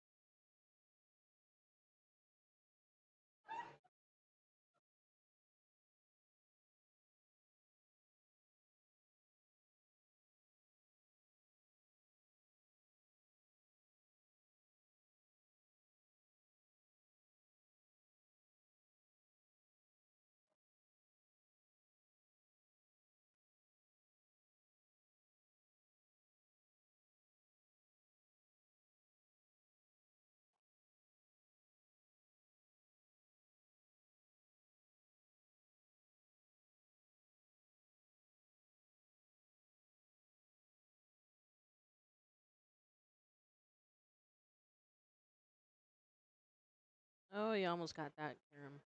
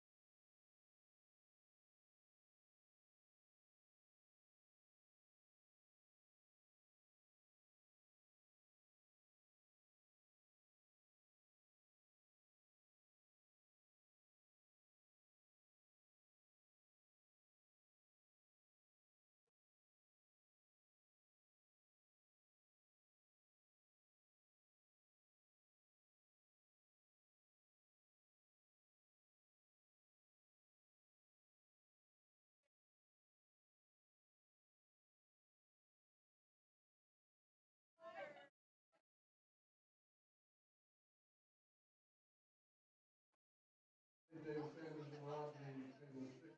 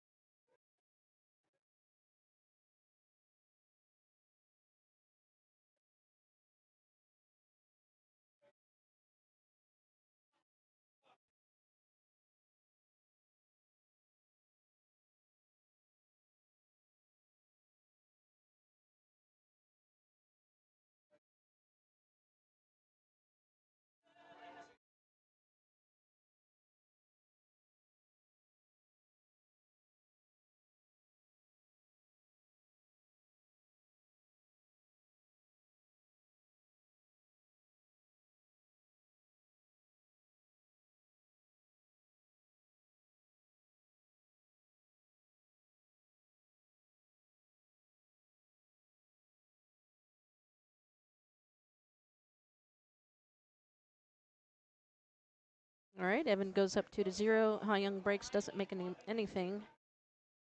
Uh, allows Evan at the table.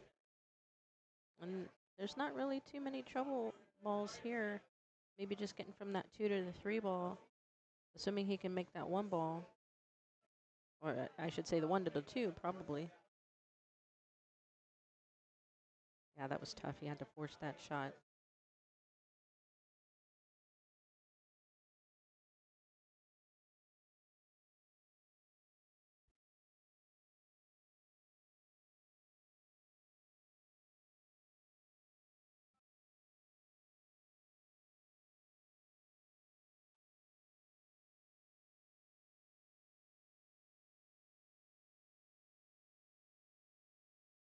All right, Haoyang went for that 2-3 combo.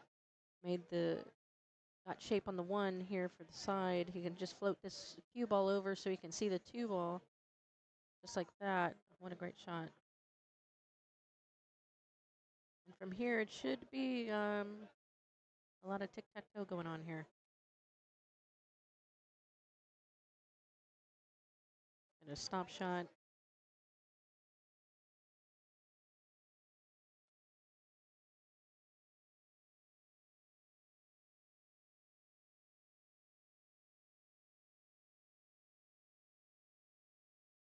All right, here he's just going to have to decide which pocket he wants to shoot that 6 ball.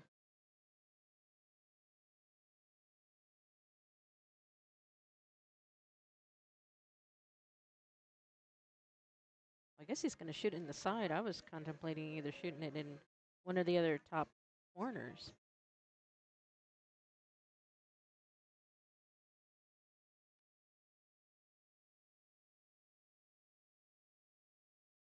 Yeah, assuming he doesn't overrun the shape here for the 8 ball,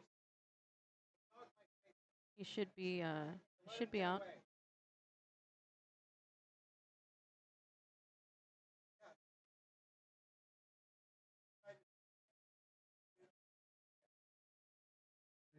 with Marshall on table 4.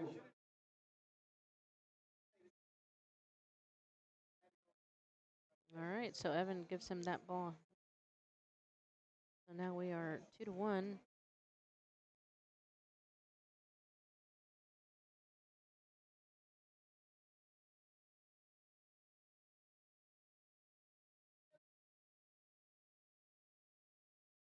And Daniel Perez and Alex table 2.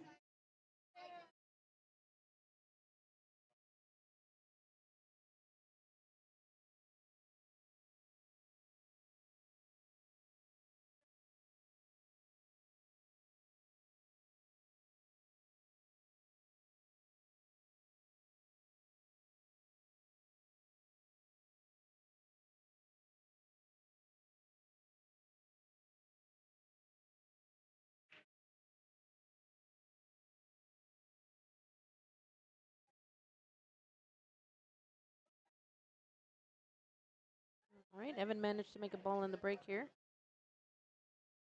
I don't really see any good pocket for the one ball.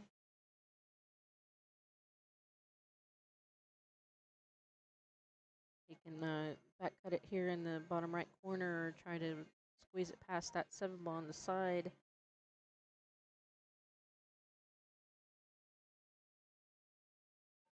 Yeah, the side pocket's what he's looking at here.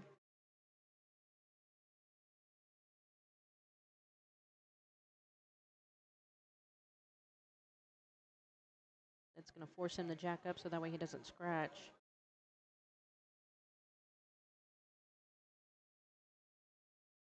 Holy shit, he went for the combo but scratched. Sorry, didn't mean to say the S word. Oh, that was unfortunate. That was going to be the shot of the night.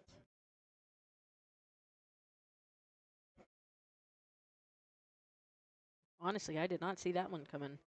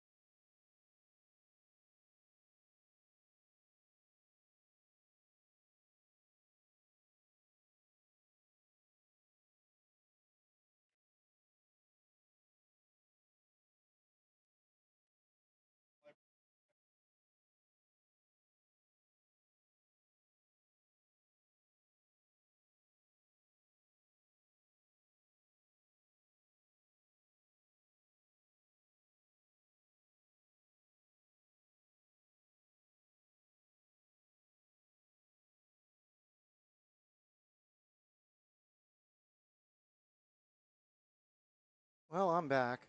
Yay. Unfortunately, it did not go well for me.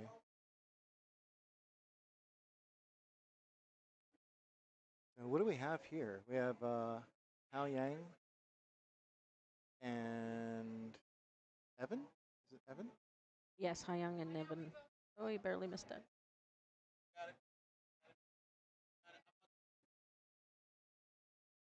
Haoyang is so good. I mean, I just played him the round before. And I feel like that's the first time I've beaten him in like forever. I don't think he plays more than a couple times a week. Oh, he comes in during the day. Oh, there it is. He comes in. He comes in 2-3 times a week during the day and hits balls. Got it. Yeah.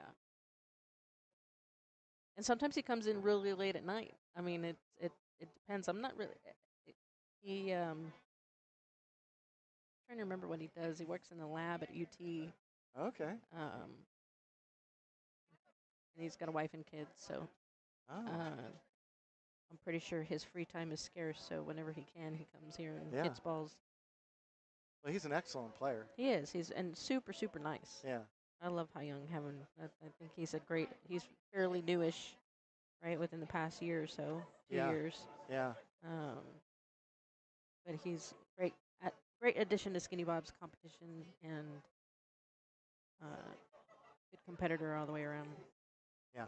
And in spite of the fact that he really doesn't speak a whole lot of English, he seems to get along with everyone quite well. And, Oh, yeah. and his jokes translate.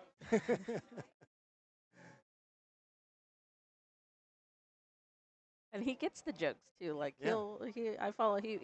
we're friends on Facebook and Yeah. you know, he'll like the funny stuff I post every once in a while. I can't remember what he said on Facebook not too long ago, like a week or two ago, but he said something that was really funny. And I was just a little surprised. 'Cause Yeah. it requires a nuanced understanding of English. Well, that's an unfortunate role there. Yeah. Evan's another one. He's a solid up and coming player. Mm-hmm. I can't quite tell how old he is. I want to say he's like 30 something. I would probably he- peg him at that too. But he Maybe his could be early. I would think his early 30s. early 30s. Yeah. He could be like late 20s as well. I don't know if he's that young. But yeah, he's another one who's just And making super shots nice, well. too. Yep, he's making shots well, and he's just you can just tell that eventually he's going to develop into a really solid player. I mean, he's already a solid player, but he's going to continue developing.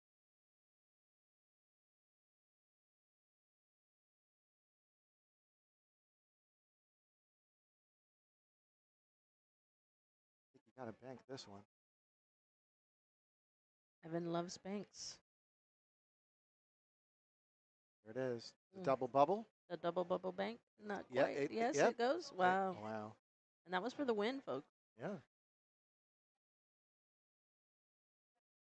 So, are you able to pull up the brackets? Because my old iPhone seems to be having an issue. Yeah, right here. Huh. Oh, look at that. I'm all the way over there. Okay. I've got some time to kill. I think they already called. Did they not call your match?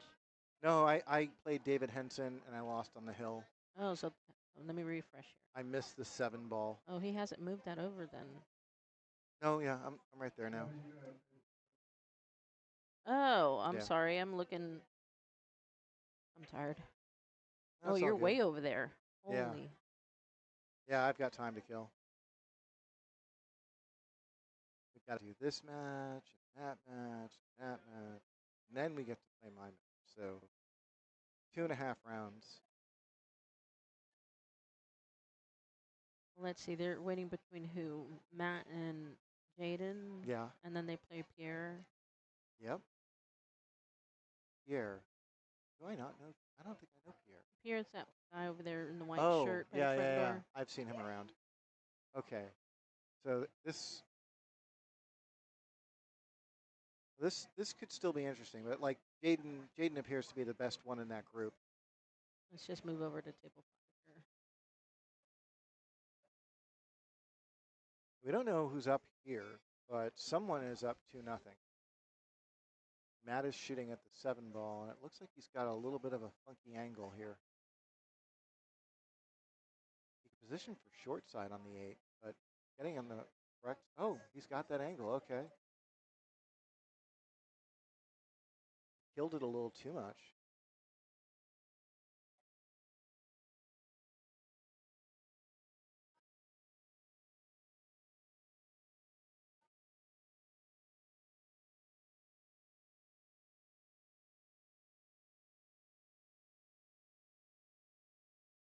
That's a tough shot. Here's Jaden. Also faced with an uncomfortable shot, but I think Jaden can just punch this in either corner pocket with like a little bit of stun, and he'll have a shot on the 9. Like it doesn't even really matter. Just pick the pocket you like.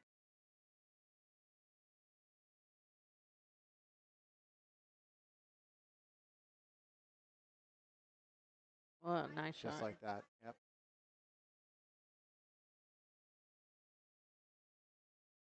Do you know how tall Jaden is?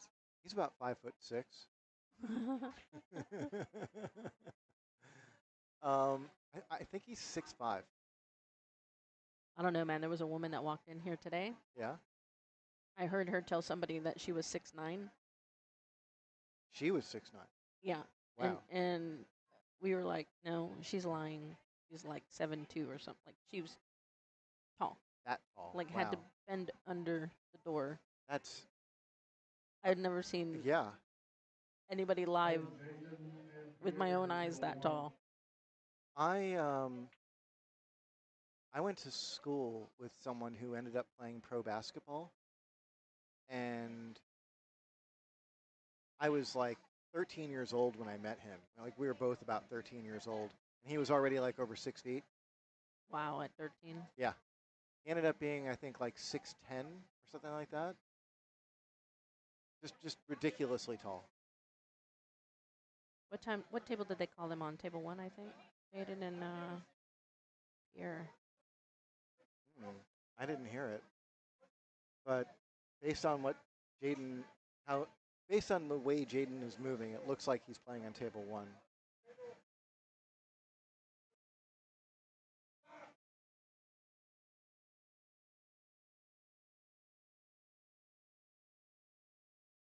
Yeah, so my league finale is this weekend. Yes, tomorrow. I'm really excited about running it. I'm actually playing in it too, and as much as I enjoy winning with my teams, I'm also kind of looking forward to just. I don't want to say I want to lose, but like I'm looking forward to like having the time off and just watching everyone play. So if my team happens to, it'll be nice to just sit back and enjoy the show. It's always a good one. Yeah, it's always a lot of fun. So if any of y'all are local here, you want to come out and hang out with us, it is a lot of great competition. It'll be happening all of the afternoon tomorrow. Yeah. And yes, I think we will be done in time for the Saturday night tournament, right? Or Oh. at least close to it. Very, very close. Yeah. The final round of the day is going to start at 4 p.m. and our matches typically take between 2 and 3 hours. So we should be done by about 7 o'clock. Mm-hmm. That's the goal. Ooh, this is a funky break. Oh. No. Oh, well. Yes, I have seen Pierre before. He has his moments. He's a free spirit. Yes. That is a very good. I think I'm going to steal that. That's a free spirit. Oh. Those are tough kicks.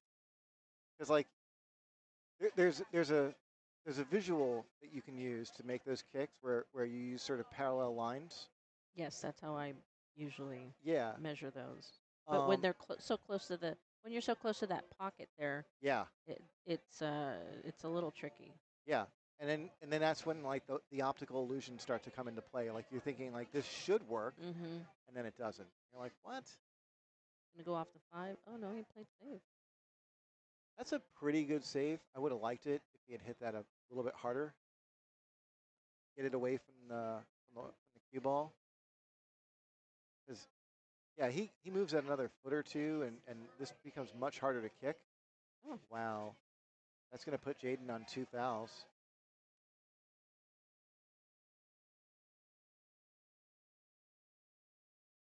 So he moved the 4 ball with his hand as he was coming up from the shot, and Pierre said, nope, just leave it there. Yeah. He's going to go for it? No. Yes, he is going for it. Oh, he went for the double two-way shot. The two-way shot, yeah. But look at this. I mean, it would be interesting if we were playing the 3-foul rule today, but we're not. So that aspect of it is out of the equation. But If he doesn't hit it, now we've got the 2-9 combo. Yeah, and I think Jaden is sort of forced to just foul and break this up. Well, you kind of don't have anything to lose. You got that 3-ball down there and the 4-ball, that little cluster, 4-ball cluster. Yeah, And the free spirit is Jaden's gonna go for it. This is a risky move. is he really? Look at He this. hits it. Wow. Holy shit. How do you like it now? I just say that out loud. Sorry. I don't know if I got there in time. Let me see if I got it. If I got it. Oh, really? There, I did get it. Ooh. Look at He this. hits it. Wow. Holy nice shot. How do you like it now? I just say that out loud. Sorry. Yeah, Jaden flexed for us, but it was off camera. I was like, flex for the camera, and he was like, no, that was for us.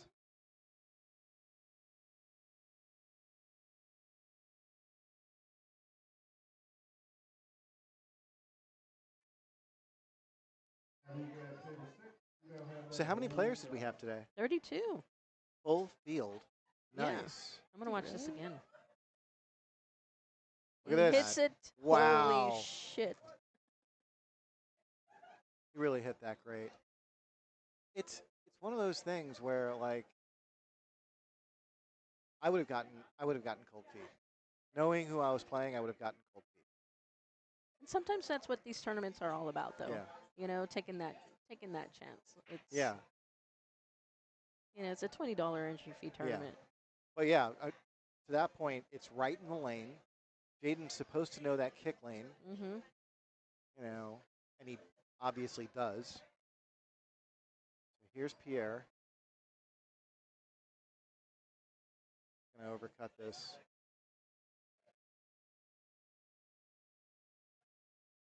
So Jaden goes to work, and I think we're going to be looking at a 2-5 combination, and he's going to want to try and get as close as possible to this 2-ball, which is not easy to do sometimes. This is pretty good. He can roll this in. He's nice and straight. So he'll roll this in very soft. Try and leave the 2-ball where the 5 is. Oh, he's I thought he almost missed that. yeah. I think he meant to hit it. I think flush, so yeah. too. Yeah, he just went a little wide. Yeah.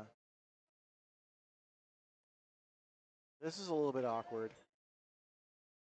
It looks like Jaden's going to try and like move the 2-ball to the bottom left corner and try and send the cue ball to the other end of the table. That's the easiest safety available. Yeah, he's looking at that rail, trying to use the 3-ball for cover. But distance should do it.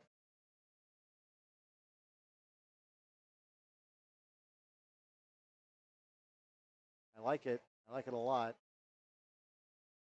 Pierre's going to be able to see the 2-ball, but it was a really good execution by Jaden. He got that 2-ball parallel with the 4, so all he needed was like another foot or so, and he would have gotten the hook.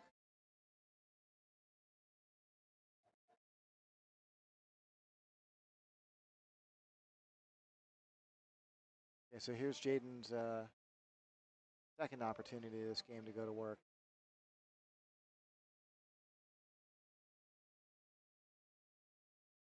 Center table works. He's going to spin into it. He's going to overrun center table, but he's fine.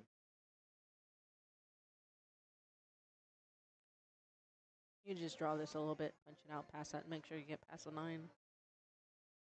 Yeah, or you can follow. Either or.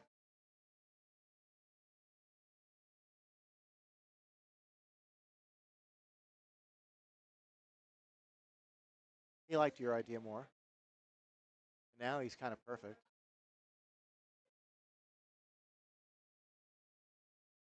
So yeah, this is an interesting shot. The key thing here is to remember to leave yourself an angle on the 6. A lot of amateur players forget that. That's a solid angle. Jaden can go either way, forward or back on this. I think you might want it easier to go back, no? depends. You can let your stroke out Because then that 9 ball, and when use you left go spin. forward, that 9 ball is going to be big. No, you can spin into it, or you can do just that. Oh. Yeah. I was thinking coming under the 7 ball. Oh. Oh. Yeah. No. Yeah. I mean that idea, or you can use left English and spin around the table, but that's going to leave you further away from the 7 ball. So Jaden's approach worked out great.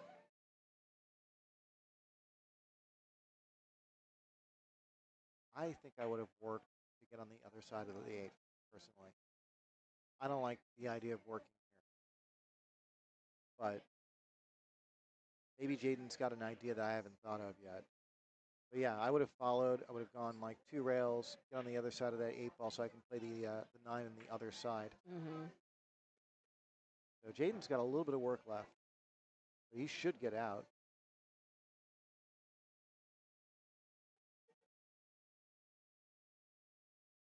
Oh, he hit that beautifully. That's going to come out perfect. Nice. Yeah.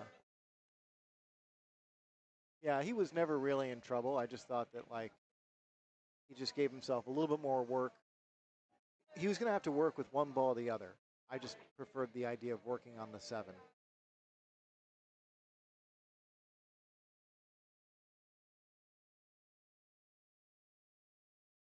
Okay, so that's going to put Jaden up 2-0 against our free spirit. So, anybody in the chat hanging out with us who were unable to swing by and play in the tournament today? I see Lil Chris is in the chat. Lil Chris will be playing tomorrow as well. If I remember correctly, his team got the wild card. Oh, Yep. nice. Maybe he's at home getting full sleep.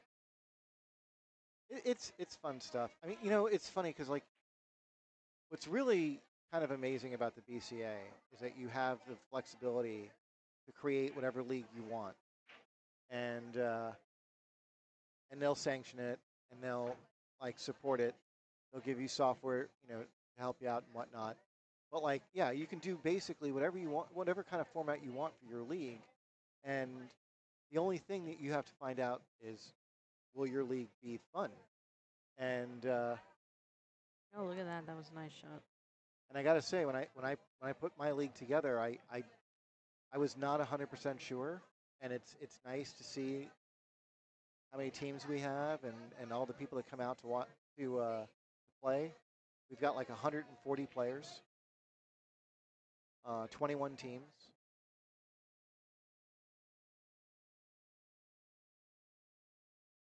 And tomorrow, well, on Sunday, I should say, we're going to be paying out $4,500 to first place, $2,500 to second, and $1,300 to the 2 teams that finished tied for third. That's not bad. That's not bad. Oh, look at he had a good save here. Yeah, look at that. I don't know if he was trying to play safe or if he got the 2-way. Jaden's probably going to jump here. Yeah, he's got his jump cue out. This isn't a hard 2-rail kick either, but because he's jumping off of the rail, this is a pretty simple jump.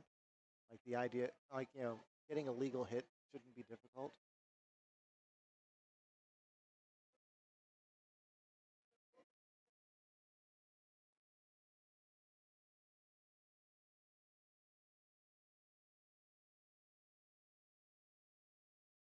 Look at that leave. Wow. That's awkward. That's really, really awkward. Well, if you bank it back in that top right corner pocket. And then you got natural shape for the... Oh, I think you'll overrun it. It's so thin. You'll go around the table. You'll have to go around the table twice. That's the Yeah. 4 ball. Yeah. Sorry, I'm looking at the 6 ball. I thought that was the 7 ball over there. Never the mind. That works I think that's too. yeah. I think that's the best you could have done there, honestly. And I'm not just speaking for Pierre. Like anybody, I think would have been happy with that result. Although I guess if you could have gotten it behind the 8 ball, that would have been perfect. But outside of a hook, this is pretty solid.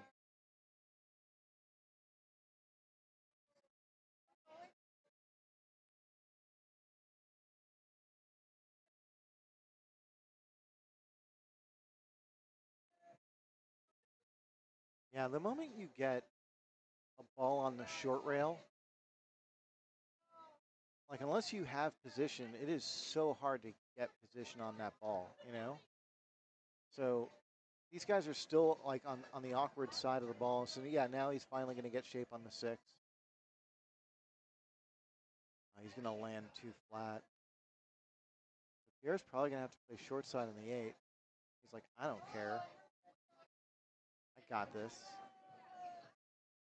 Hanger, hanger. Everything's easy. Why do I even bother playing this game?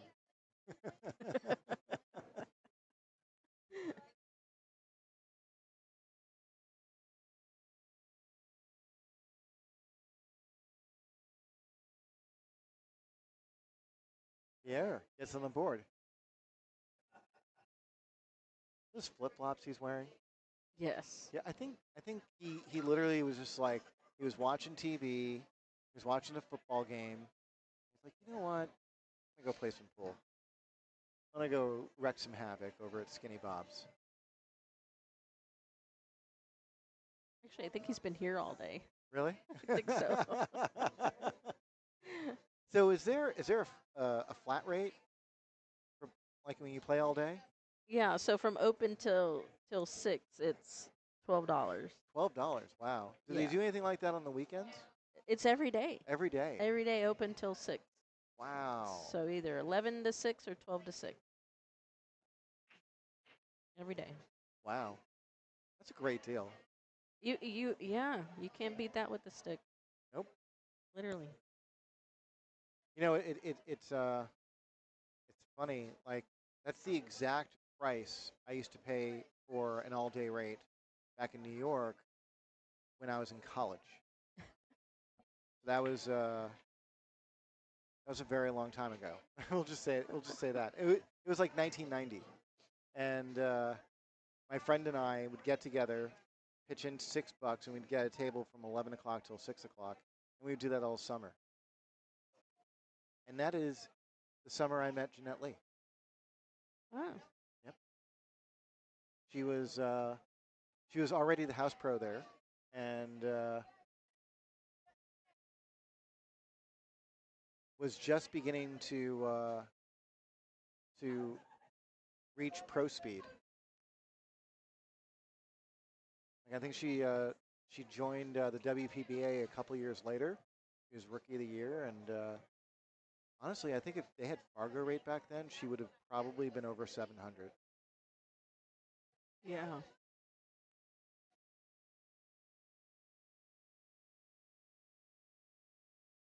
Jaden was trying to use that 6 ball to get shape on the 5, and did not achieve it. This is a really awkward kick.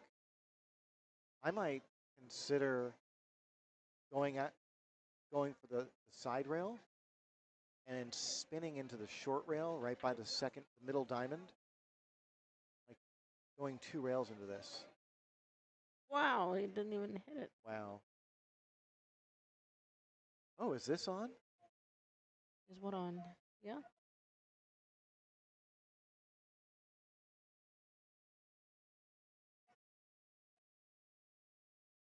The artist is coming here. Oh, I'll just use my Okay. finger. I've tried using that, and it never works the way I want it to. I think you have to hold it at a certain angle. Ah. I have found.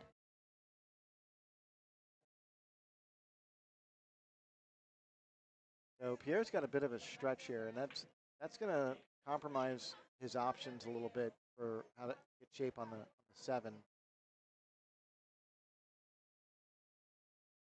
Yeah, he just kind of got up there and banged at it. Yeah. Jaden needs to figure out how to get above this 7 ball. He doesn't want to play it in the side. Should be able to thin this. Oh, he's going to go around. That's going to work out real nice for I him. was not expecting that. Yeah. Really well done. I actually think he should play around here, like have the cue ball come out this way and up like that. That's what I would be going for. But he's going to play the other side. So let me just clear all this. I think it's perfect. Yeah, he's got perfect angle. Yeah.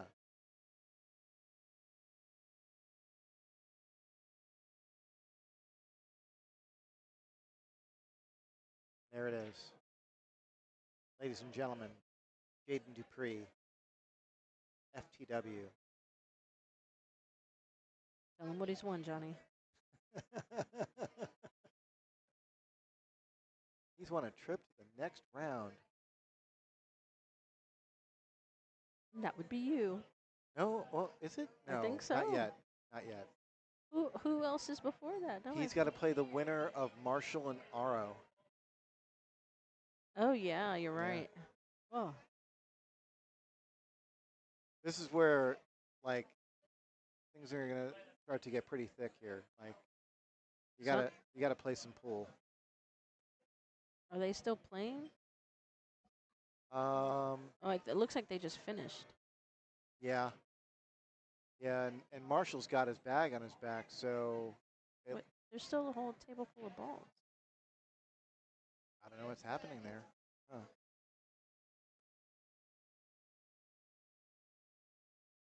I want to know what Aro's T-shirt. It says Alta Austin. Alta Austin. What is the last word? I can't even see that far. He keeps moving around. SC Schrag. Alta Austin Schrag. Well, based on the three Sure. words and the font used, I would have to say keep Austin weird.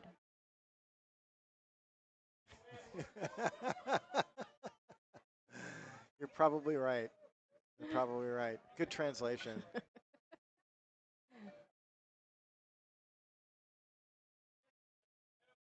Is that supposed to be German? I have no idea.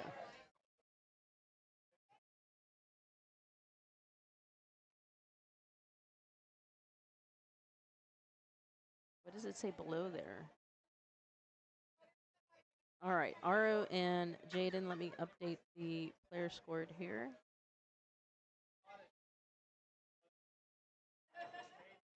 So Jaden Dupree is the 14-year-old or former 14-year-old YouTube sensation. If you have not already done so, you should check out his channel. He's now 21. Yeah, but when he was 14, he was adorable. Just wanted to pinch his little cheeks, you know. But yeah, he was a really cute kid who was going on YouTube doing instruction videos, and he blew up. It was kind of amazing.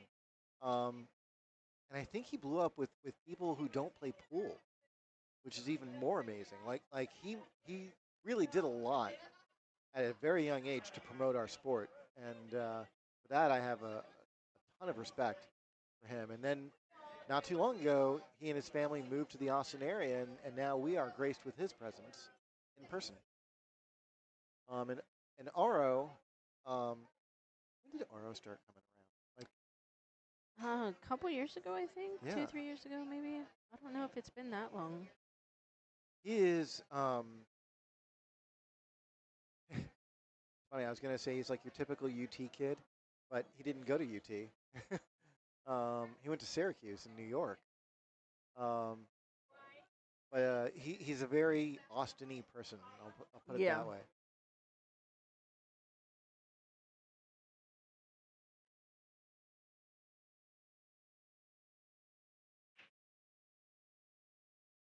Makes the 5 on the break. And he's going to have a good look at this one ball. And a nice angle, too, if he wants to punch this in and get on the 2.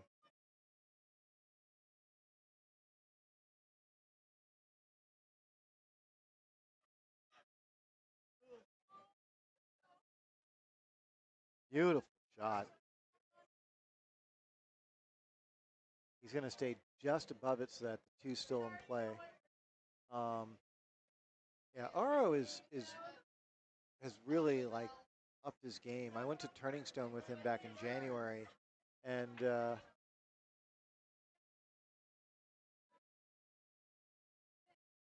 he did surprisingly well. I think he took 17th.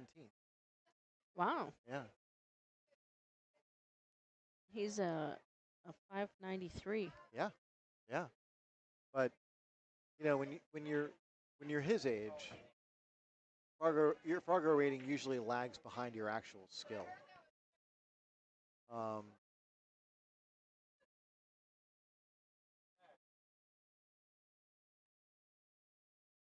Like you're just improving so fast that it's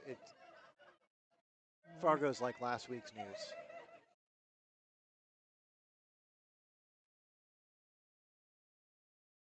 But the same applies to Jaden. So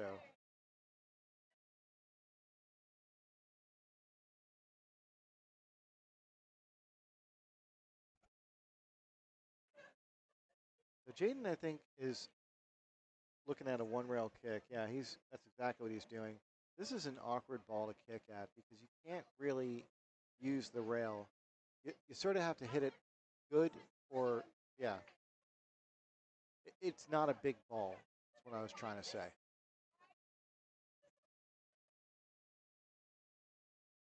Yeah, with it being that far away from the side. Yeah. From the rail. From the rail, yeah.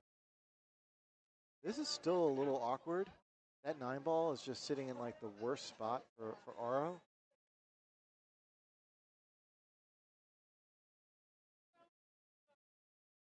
I think, honestly, like a pro caliber player would have probably thought about bumping that 9 ball out of the way, like going into the short rail and going flush into the 9 ball and just sending it up table. That's how much of a problem it is. Oh, if this works, then Yeah, I take all that back. I think you can see it. I take all that back.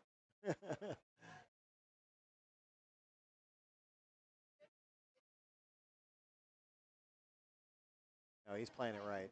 Definitely playing it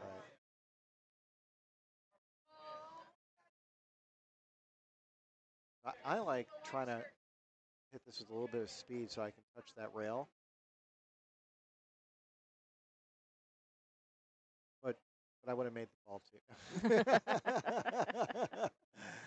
Can't say that. But would you have? I don't know if I would have made the ball. In my mind, I would have made the ball. You know, from this chair, I would never miss. Me neither. Yeah.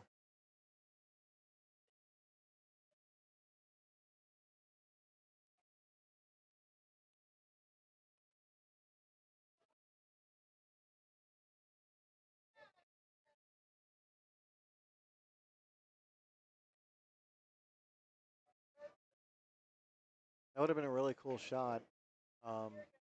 Doing those cross banks, like crossover banks, can be so tough. Here's Oro with a little bit of a tester, but kind of auto shape. He just needs to like draw a little bit. He can touch that side rail, and he should have a really good angle on that 8.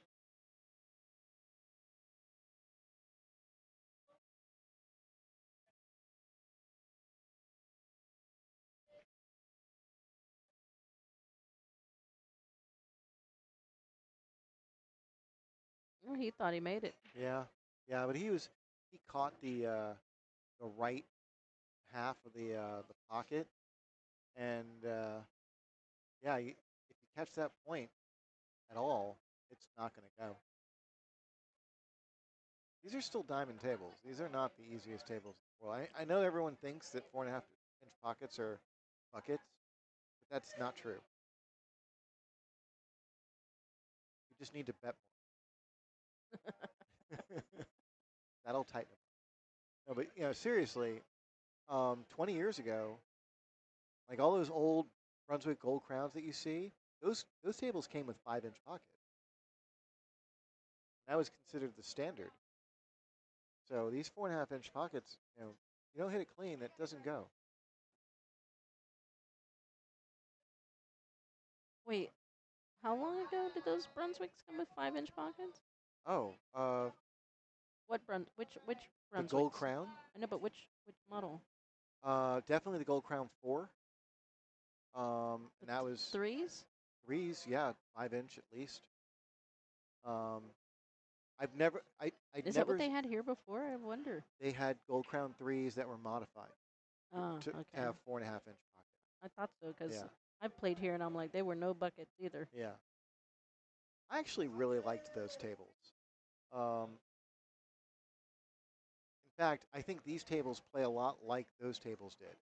If that I know that's not exactly what you want to hear, but yeah, I thought I thought Those tables were rough though, man. You hit that ball and it hit a rail and pick up speed. oh yeah, the rails were a little bouncy. Yeah. Um, and these tables are so much prettier than the Gold Crown. Gold Crowns don't age very well. No. Not from commercial use, I should say. So during the pandemic, when ownership changed here at Skinny Bob's, Yeah. there was 14 of those gold crowns in here, and we were going to bring in the diamonds, but we needed to get rid of the gold crowns first. Yeah. I sold all 14 of them in 3 hours, and I did not hold any tables for anybody. First come, first serve. First people in here with That's amazing. cash in hand Yeah. took the tables, and in 3 hours, That's amazing. people drove from Houston I believe it. with the truck, I believe it. loaded it up, and took off. Yeah, Gold Crown table already equipped with 4.5 inch pockets. That's what a lot of people want. Yeah, it was pretty fun. Oh, he's overcut this.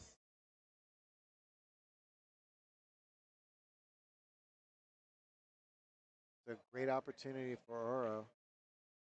We're still in the first Is game, this right? still the first game? I was just going to ask that. Yeah. They're not using the little digital scoreboard. They don't have to anymore. Oh. Oh. Oh. Oh my. I didn't even notice that. When did that get installed? Wednesday. Oh wow. Yeah, That's Weimer. awesome. Weimer built it for us and came in and not that way, Oro. There you So go. What is it hanging from? Is it on a hinge? Is that why it swings? There are these tiny ceiling tile clips, and it has just a slight sway, but they're copper rods. Yeah. And with those wiffle balls, You know, I kind of like that they alternate colors so that way we can actually see a little bit better the score. I think that's amazing, and And I we was put actually it there so that way you don't have to look at the light while you're trying to score your. yeah. You don't get blinded. I was thinking about using similar materials for my home table for scoring. It's always nice, and you can put the beads on a rod and not a Yes. string. Yes.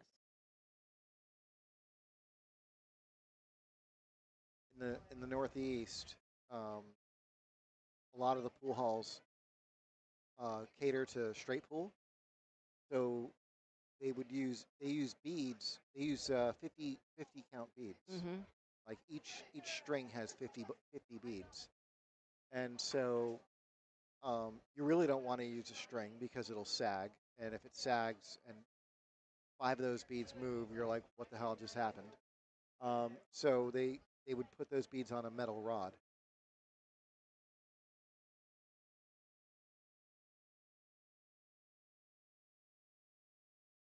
But no, this works just great. Everybody can see it from everywhere. I The agree. tournament director can see it. The streaming booth can see it. The audience can see it. The players can see it. Perfect. Yeah. And they can reach it, Mm-hmm. except for Ant.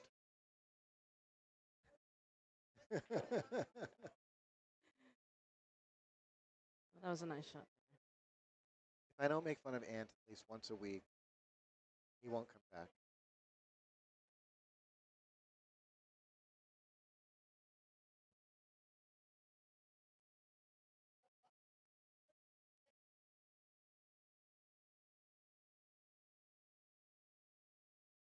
Actually, my wife Stacy is 5 feet tall, and now I'm curious when she eventually gets back to playing pool up here, um, and has to play on the head table, how she'll react to seeing the beads all the way up there. She will probably complain. She can still reach it. Oh no, but she'll still say, "What the hell is this?" Well, Oh no. Yeah, that ball was going to wipe its feet, and then it was like, "Yeah, I'll just stay here." I thought it was going to go. So this was like the other game that Jaden was playing in the last set. Oh well, he left Oro this up has for the the 7 side. on the side. Yeah. Yeah. It's above the rack, so that makes sense.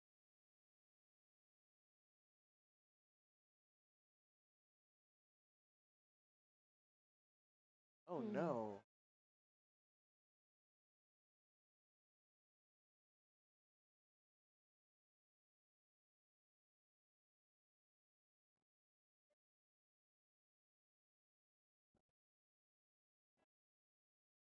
I forgot to keep drawing.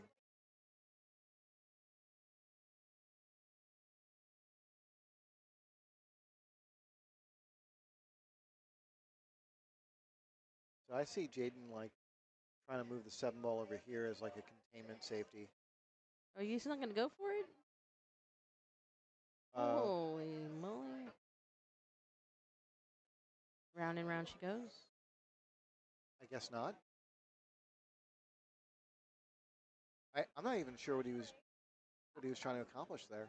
Me neither. Maybe it was a bank shot I didn't see. This is a tough one.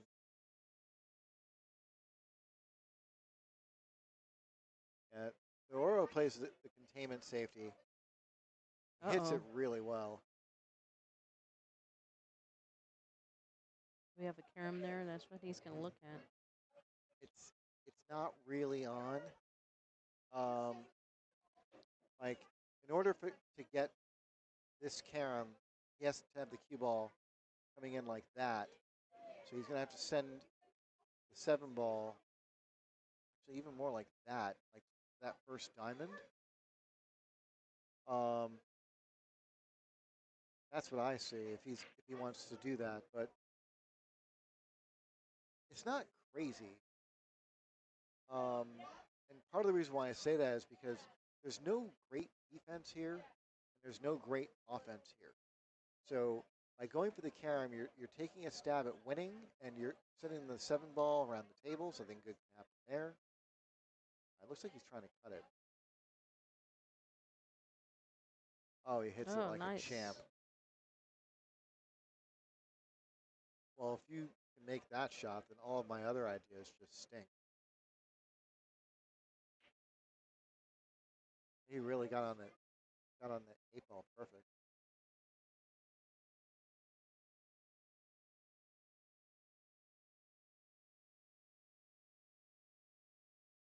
Or I was going to give him that last ball.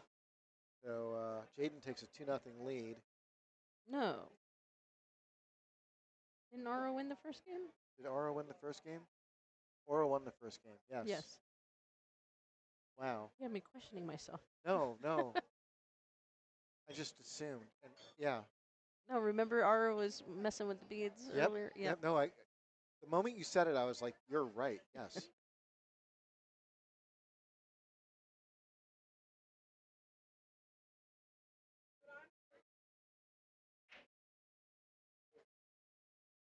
You know, it's funny. Like, it seems like balls aren't going in on the break today.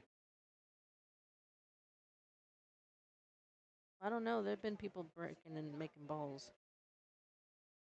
Unless he's not hitting it at the right spot. I don't know. Sometimes it just feels so easy, and then sometimes it just feels impossible. And today, it's feeling more like one of those impossible days. That's okay, though. I actually prefer it when the games are like this. It's better than if someone makes 4 balls in the break and gets position half the time.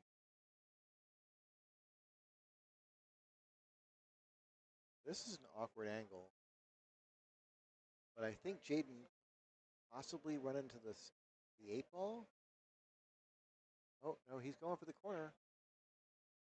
I thought he was going to go for the side.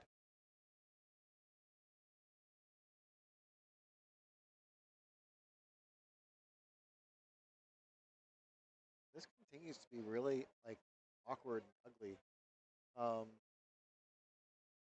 I definitely consider just making the 2 ball over here and then just coming out like this. That's not the biggest window to play for. I mean, it feels like a natural window. That's why I think I would go for it. But I don't know. A safety is probably the best. yeah, no one ever accused me of being the smartest player. I mean, I don't know. Could you put that 2 ball back there behind the 6 and the 5 and leave the cue ball down here?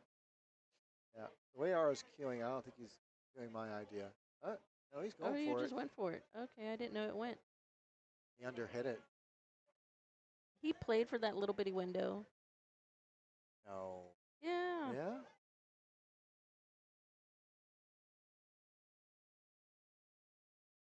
That's going to work out for him. Jaden's going to have to kick at this. And the way to do it is to try and, like, you want to be in this direction. He kicks so Oh, fast. I don't think he got a You rail. want to kick as far to the right as possible and use right spin so you can spin into it. Like going back to that shot, you want it to be going like that. Over to the 3-9. It's not a crazy idea. It's right there. Especially with where the 5 ball sits. Not a fun 5. Looks like he's going to play short side shape. What, for the 5 in the side? 5 in the corner, maybe? 5 in the side. Does it go in the side? Yep. It goes in the side, okay.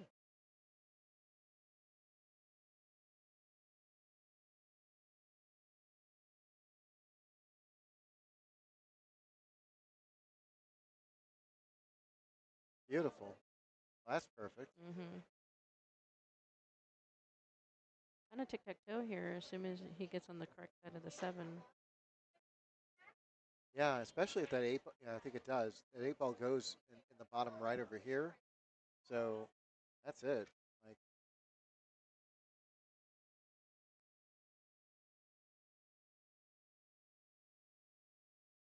it looks like he's dead straight on it.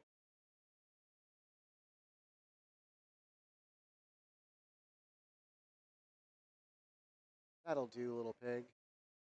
That'll do.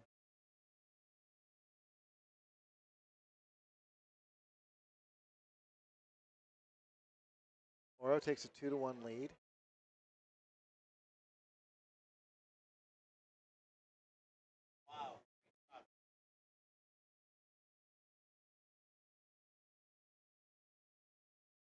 What does Jaden's shirt say? Little Tokyo, Japan, Japangelis? Japangelis? Japangelis? Like Los Angeles, but Japangelis? I don't know. These kids. Yeah, I was just going to say, these kids. These kids in their T-shirts. I can't believe that 8 ball didn't drop. Oh, the 4 did, though.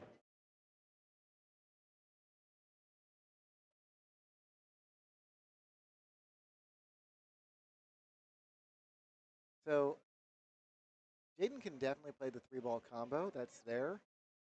But you really want to try and leave that intact if you can. Yeah, I think he's going to try and cut this in the bottom left corner.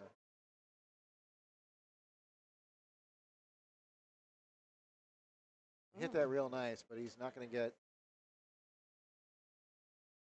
I think you can see it in the I side. think he's okay. Yeah, he's better than I thought. I'm looking at it live, and I looked at it on the monitor, and I'm like, oh, okay, not so bad.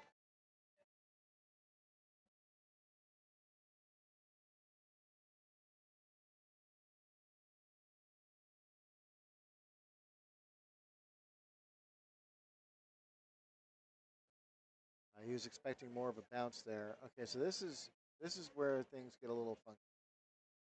You definitely don't want to play the carom to make the 8. So gonna put all his eggs in one basket and go for the bank.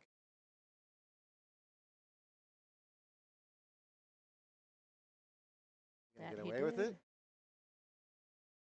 He's No. not gonna quite get away with it, but he hasn't sold out completely either. Left Aro a little bit of work, but this game's gonna get late really fast. You can get shape on that 5 ball. Whoever gets shape on the 5 ball first wins.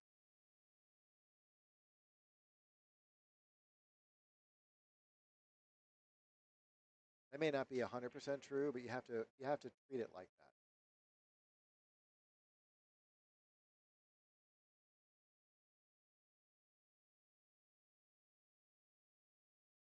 Oh, he got lucky. Wow.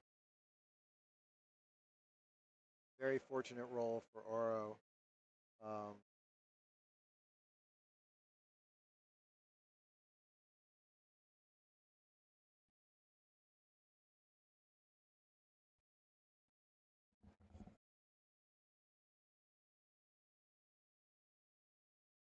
This is going to get weird. Okay, that looks like it goes. I'm looking at it on the monitor, and it definitely looks like it goes. So if Oro makes this in the side, then he's the favorite to win this set. Yeah. Yeah, so the next great challenge is just keeping the 6 ball parked near the bottom right corner. That really shouldn't be hard to do.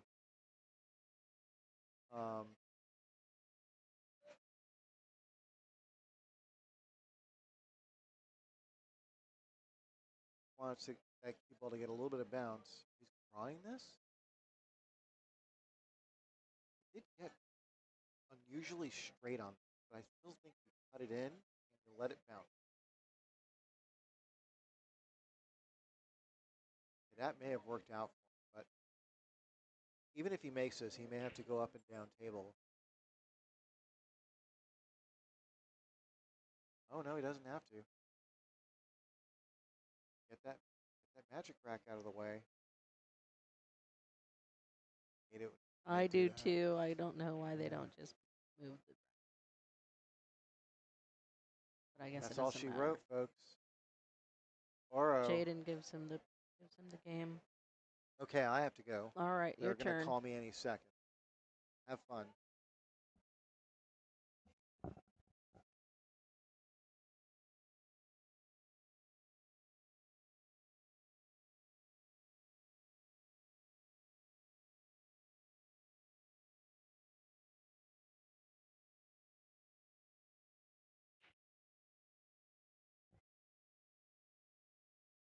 Daniel, for 1. What was that last instant replay? Like, You're sitting the 7 ball around the table, so something good can happen there.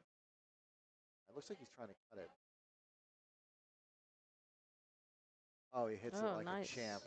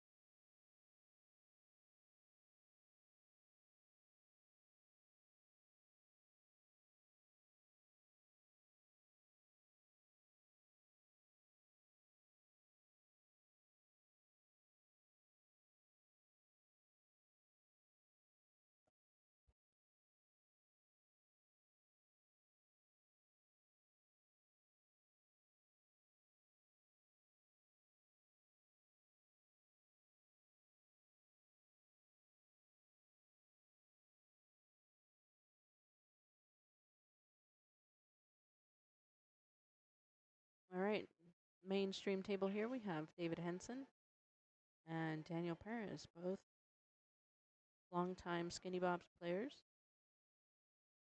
David's a 7'10", Daniel's a 6'35" Fargo.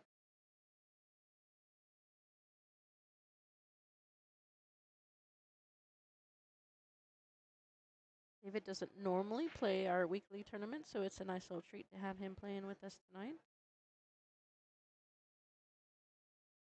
He went a little bit too far here for that 3-ball, but he is, again, a one pocket and a bank player.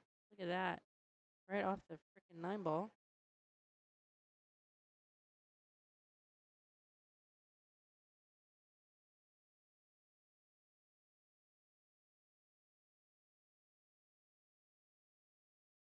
Beautiful shot down table.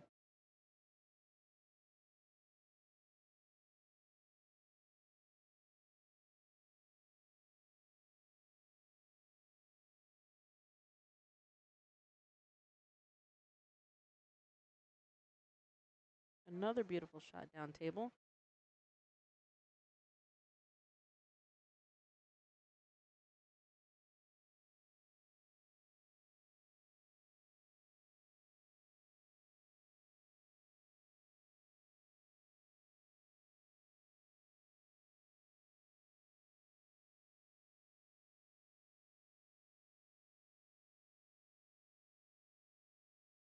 Oh, we had a little bit of stretch here.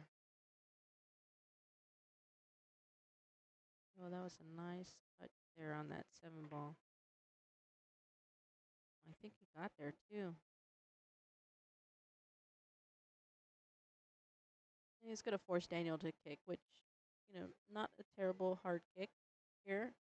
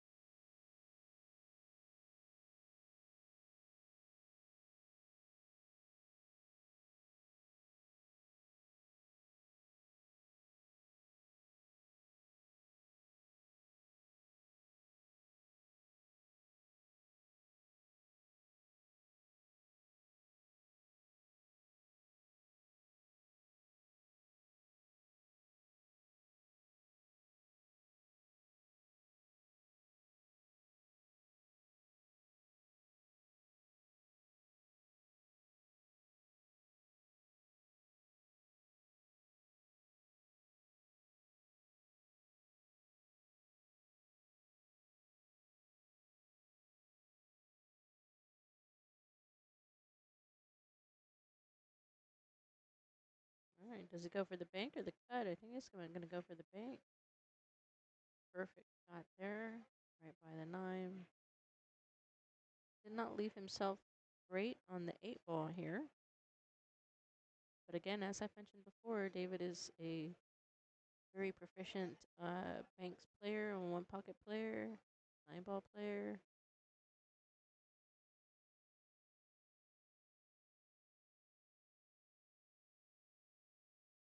All right, if you're watching at home and you haven't subscribed to our YouTube channel, please do so. We would really appreciate you for doing so. We're trying to reach the 1,000 subscriber mark from YouTube. Once we do that, YouTube decides that we're pretty cool and will start unlocking extra features for us. And that's how we're going to grow this channel so that way we can bring you guys great content. All right, looks like David won that first game there. Yeah, we'll be streaming here on YouTube the Texas Open this year for free for the first time in a very, very long time. So you do not want to miss out on that. Make sure you subscribe to our channel, turn on notifications. What that does is the app will send you a notification that whenever we go live.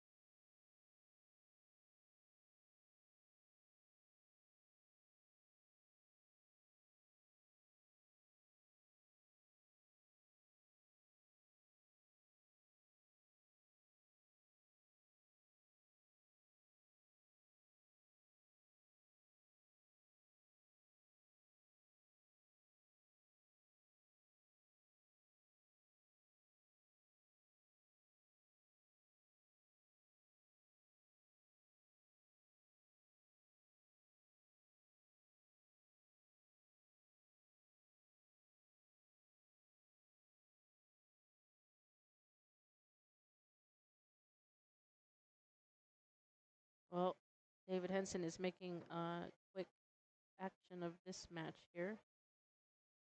And this is just his normal speed of play. He's traditionally a very fast player.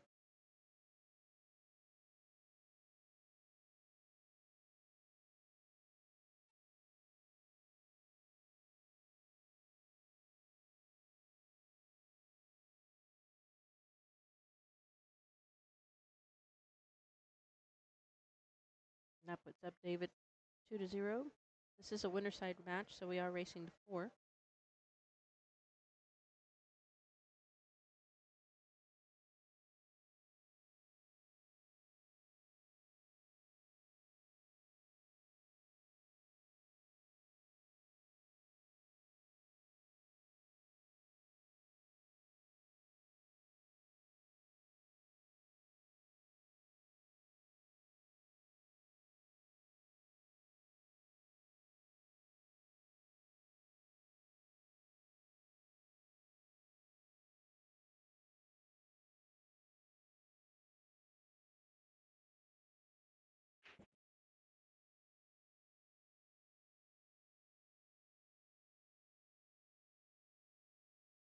Three balls on the break, and he can see the next ball. This kind of looks like just a very routine out here.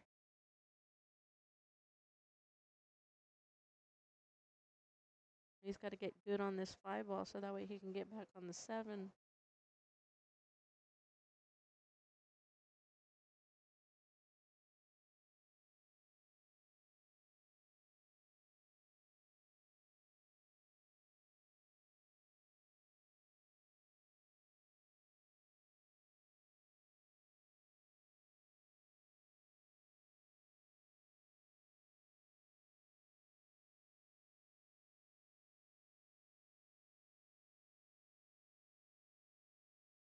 He should be able to get in there. Oh, he's drawing this ball here. He's just going to slide that right on over. I thought maybe he'd go up table to the top rail and back down.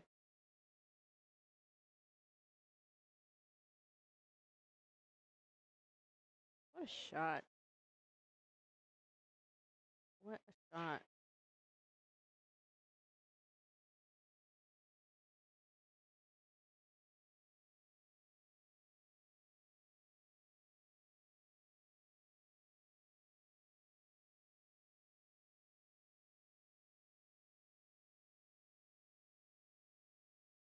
Oh, wow.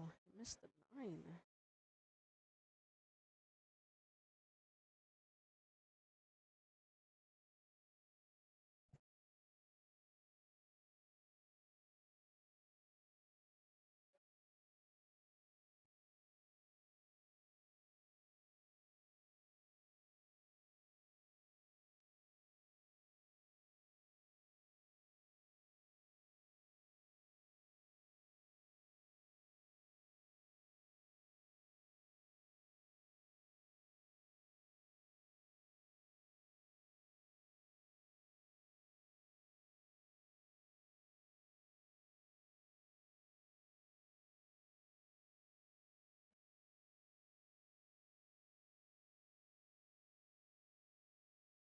Oh, what a shot at.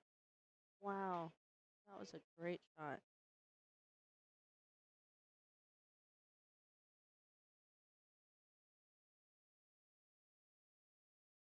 Oh, what a shot at.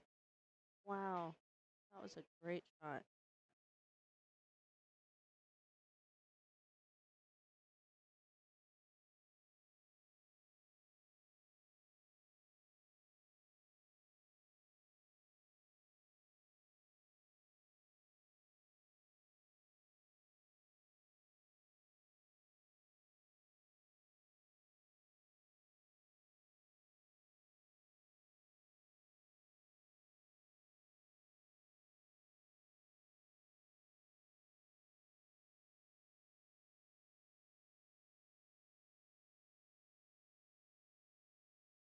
All right, that puts Daniel on the board here.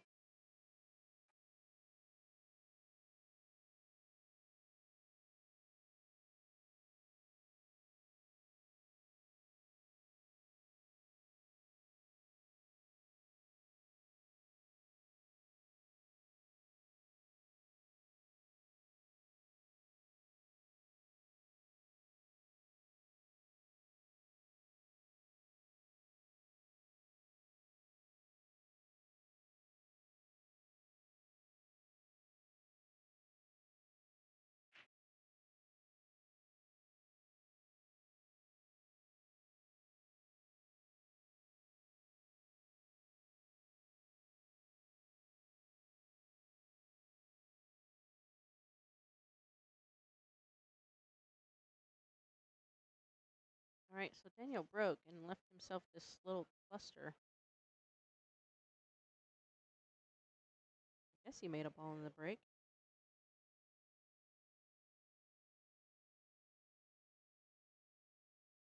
Looks like he made the 4 ball, the 8 ball.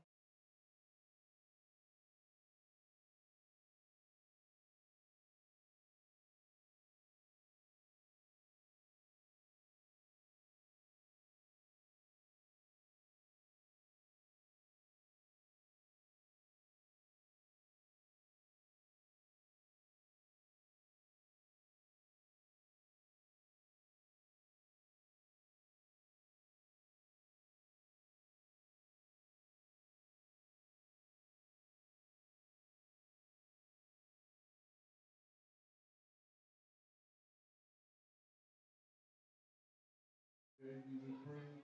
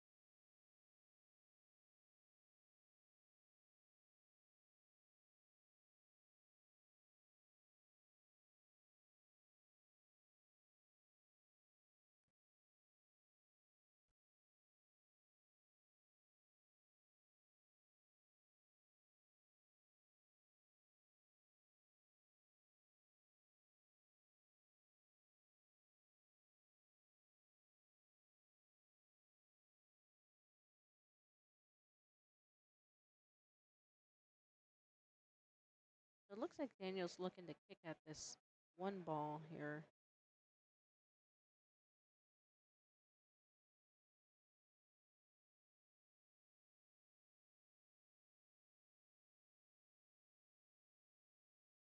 I'm not sure. It looks like he should have enough angle to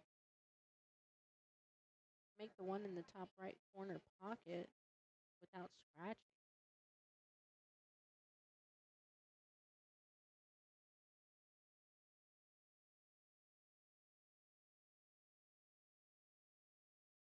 Oh, don't scratch. Wow. What a shot.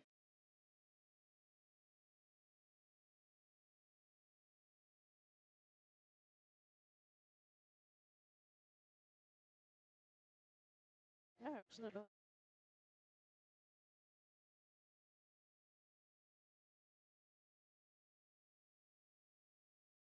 Oh, don't scratch. Wow. What a shot.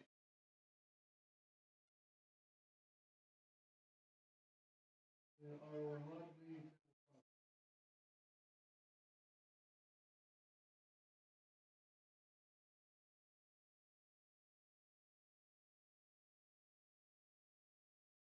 All right. Trying to figure out why we're stuck here.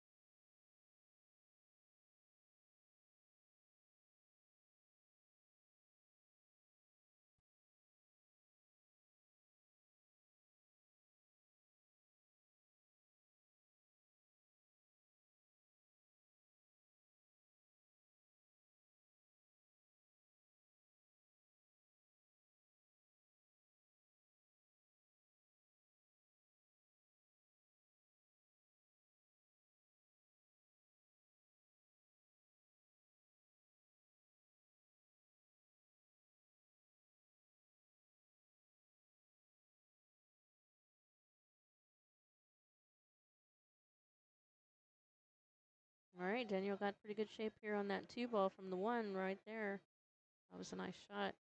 Get here on that 2 ball. Assuming he makes the 2, he should be able to just float that cue ball, go up 2 rails to make the 3 in the side.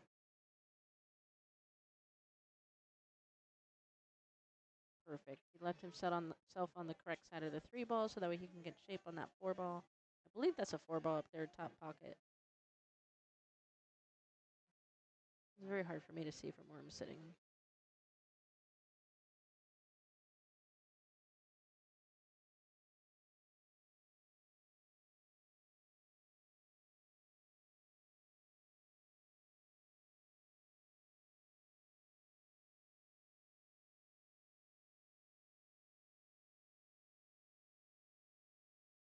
Okay, so it is a 4 ball up there. I think he left himself a little bit too straight. But he just really needs to draw the ball. So as long as he doesn't get stuck back there behind that 6 ball.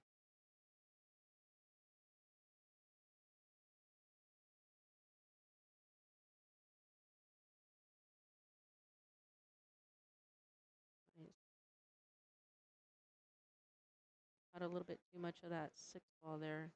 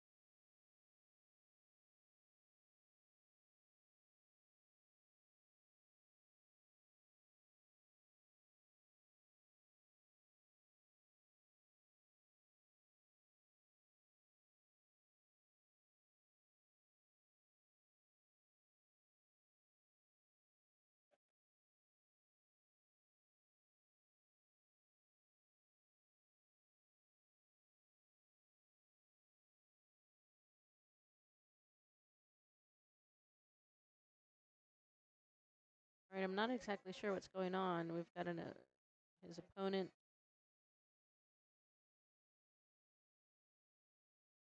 There we go.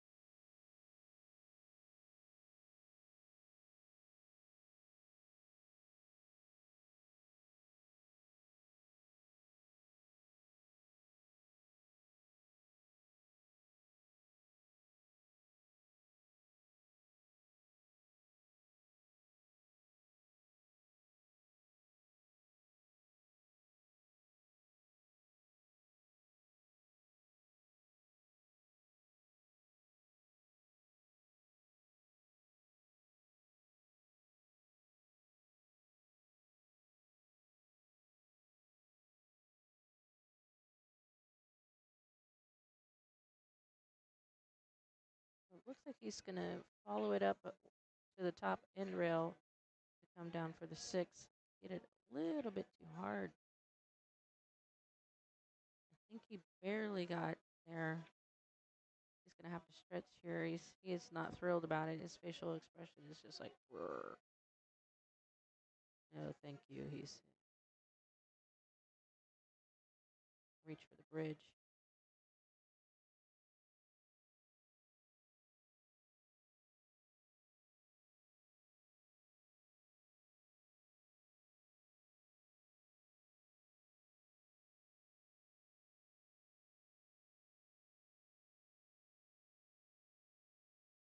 Oh, he got a great shot there on that 8.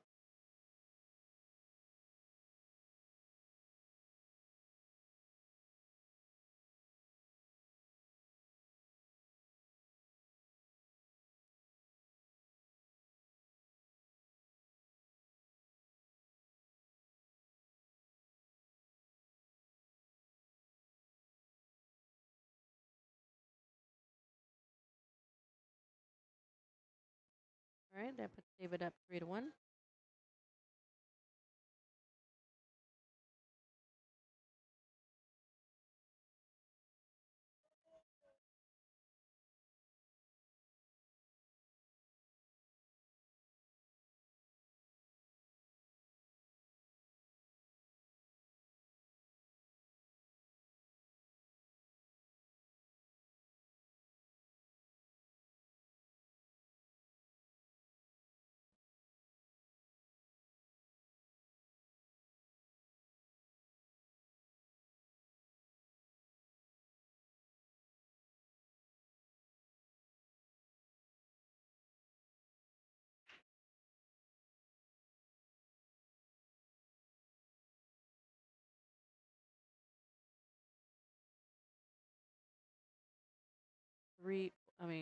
Two balls on the break. Jaden shot on the 3. We've got a little bit of a tic-tac-toe here for the 2 and the 3. That 4 ball, unfortunately, is in quite a bit of a danger zone there.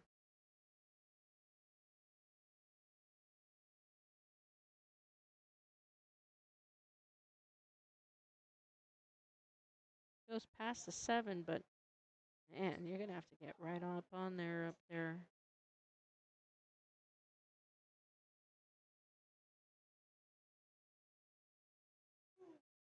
Wow.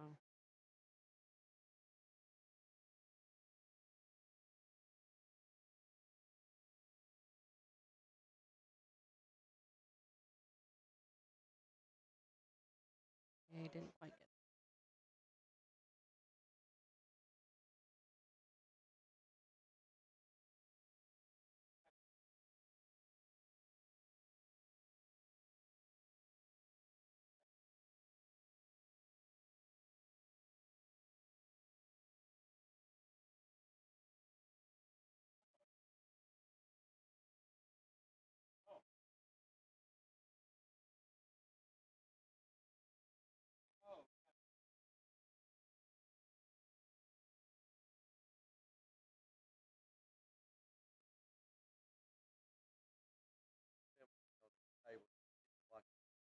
You know, TV.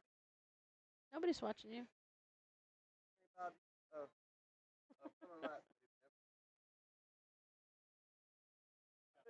I've been told no.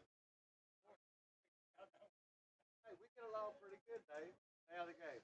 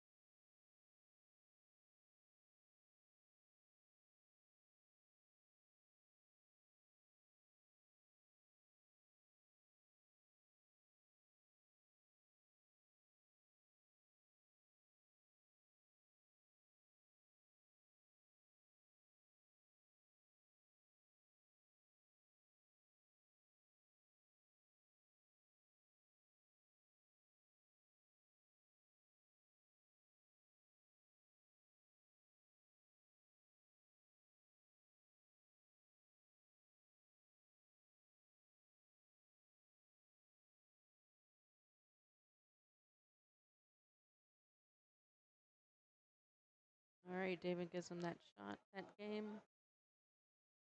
is 3-2, David.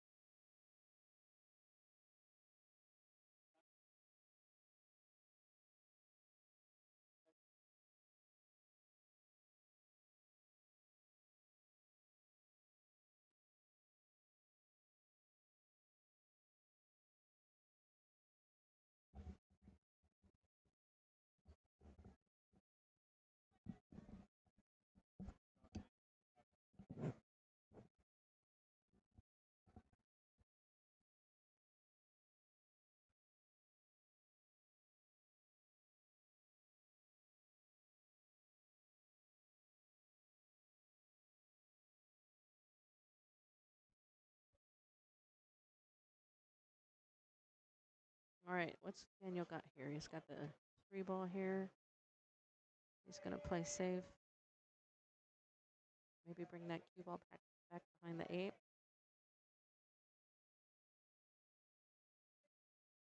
Just like that. Nice, good shot.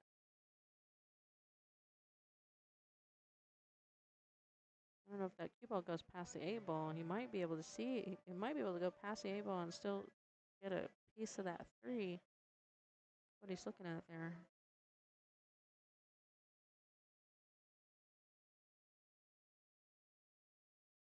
A little difficult because he's also on the rail.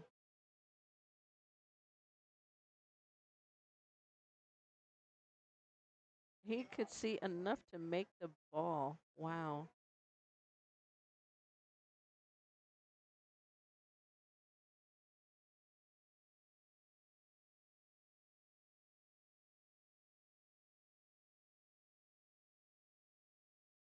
And he didn't quite get there with that 5. Let's see if we can replay that shot again. He could see enough to make the ball. Wow.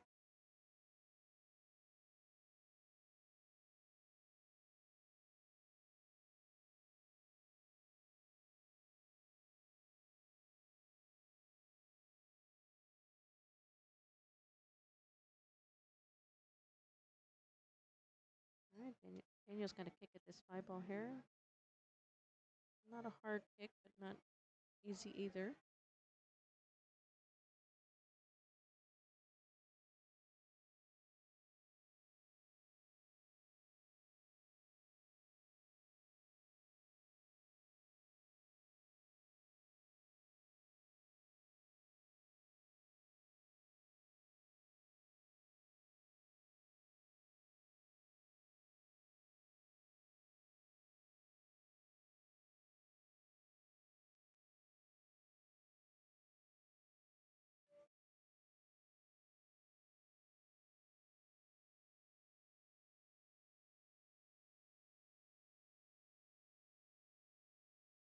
All right, it looks like David's got pretty decent 3-ball out here to finish out the match. He wasn't happy with the leave there on that 8-ball.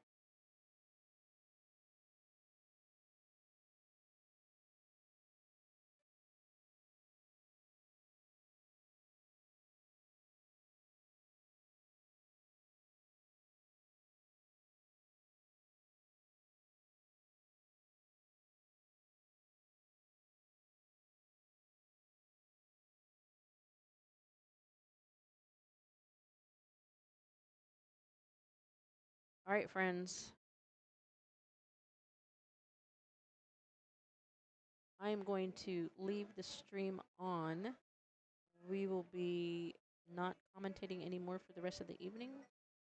I got to be back early in the morning for our league tournament tomorrow, so we're just going to go ahead and leave the stream running so you can watch the end of the tournament.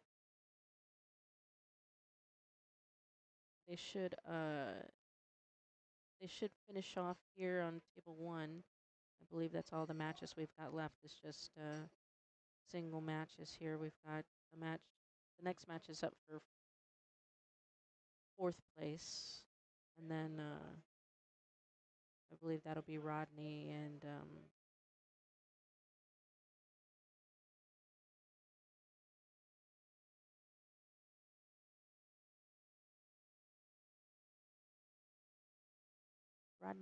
oh no, it's for 3rd place already. So Rodney and Daniel are up next, and then the winner of that will go back to play David Henson again.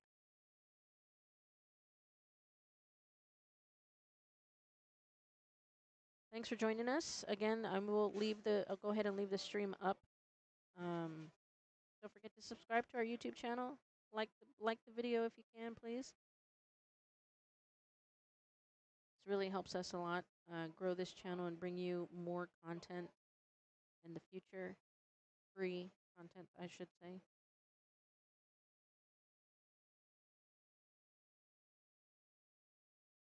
All right. Have a good night.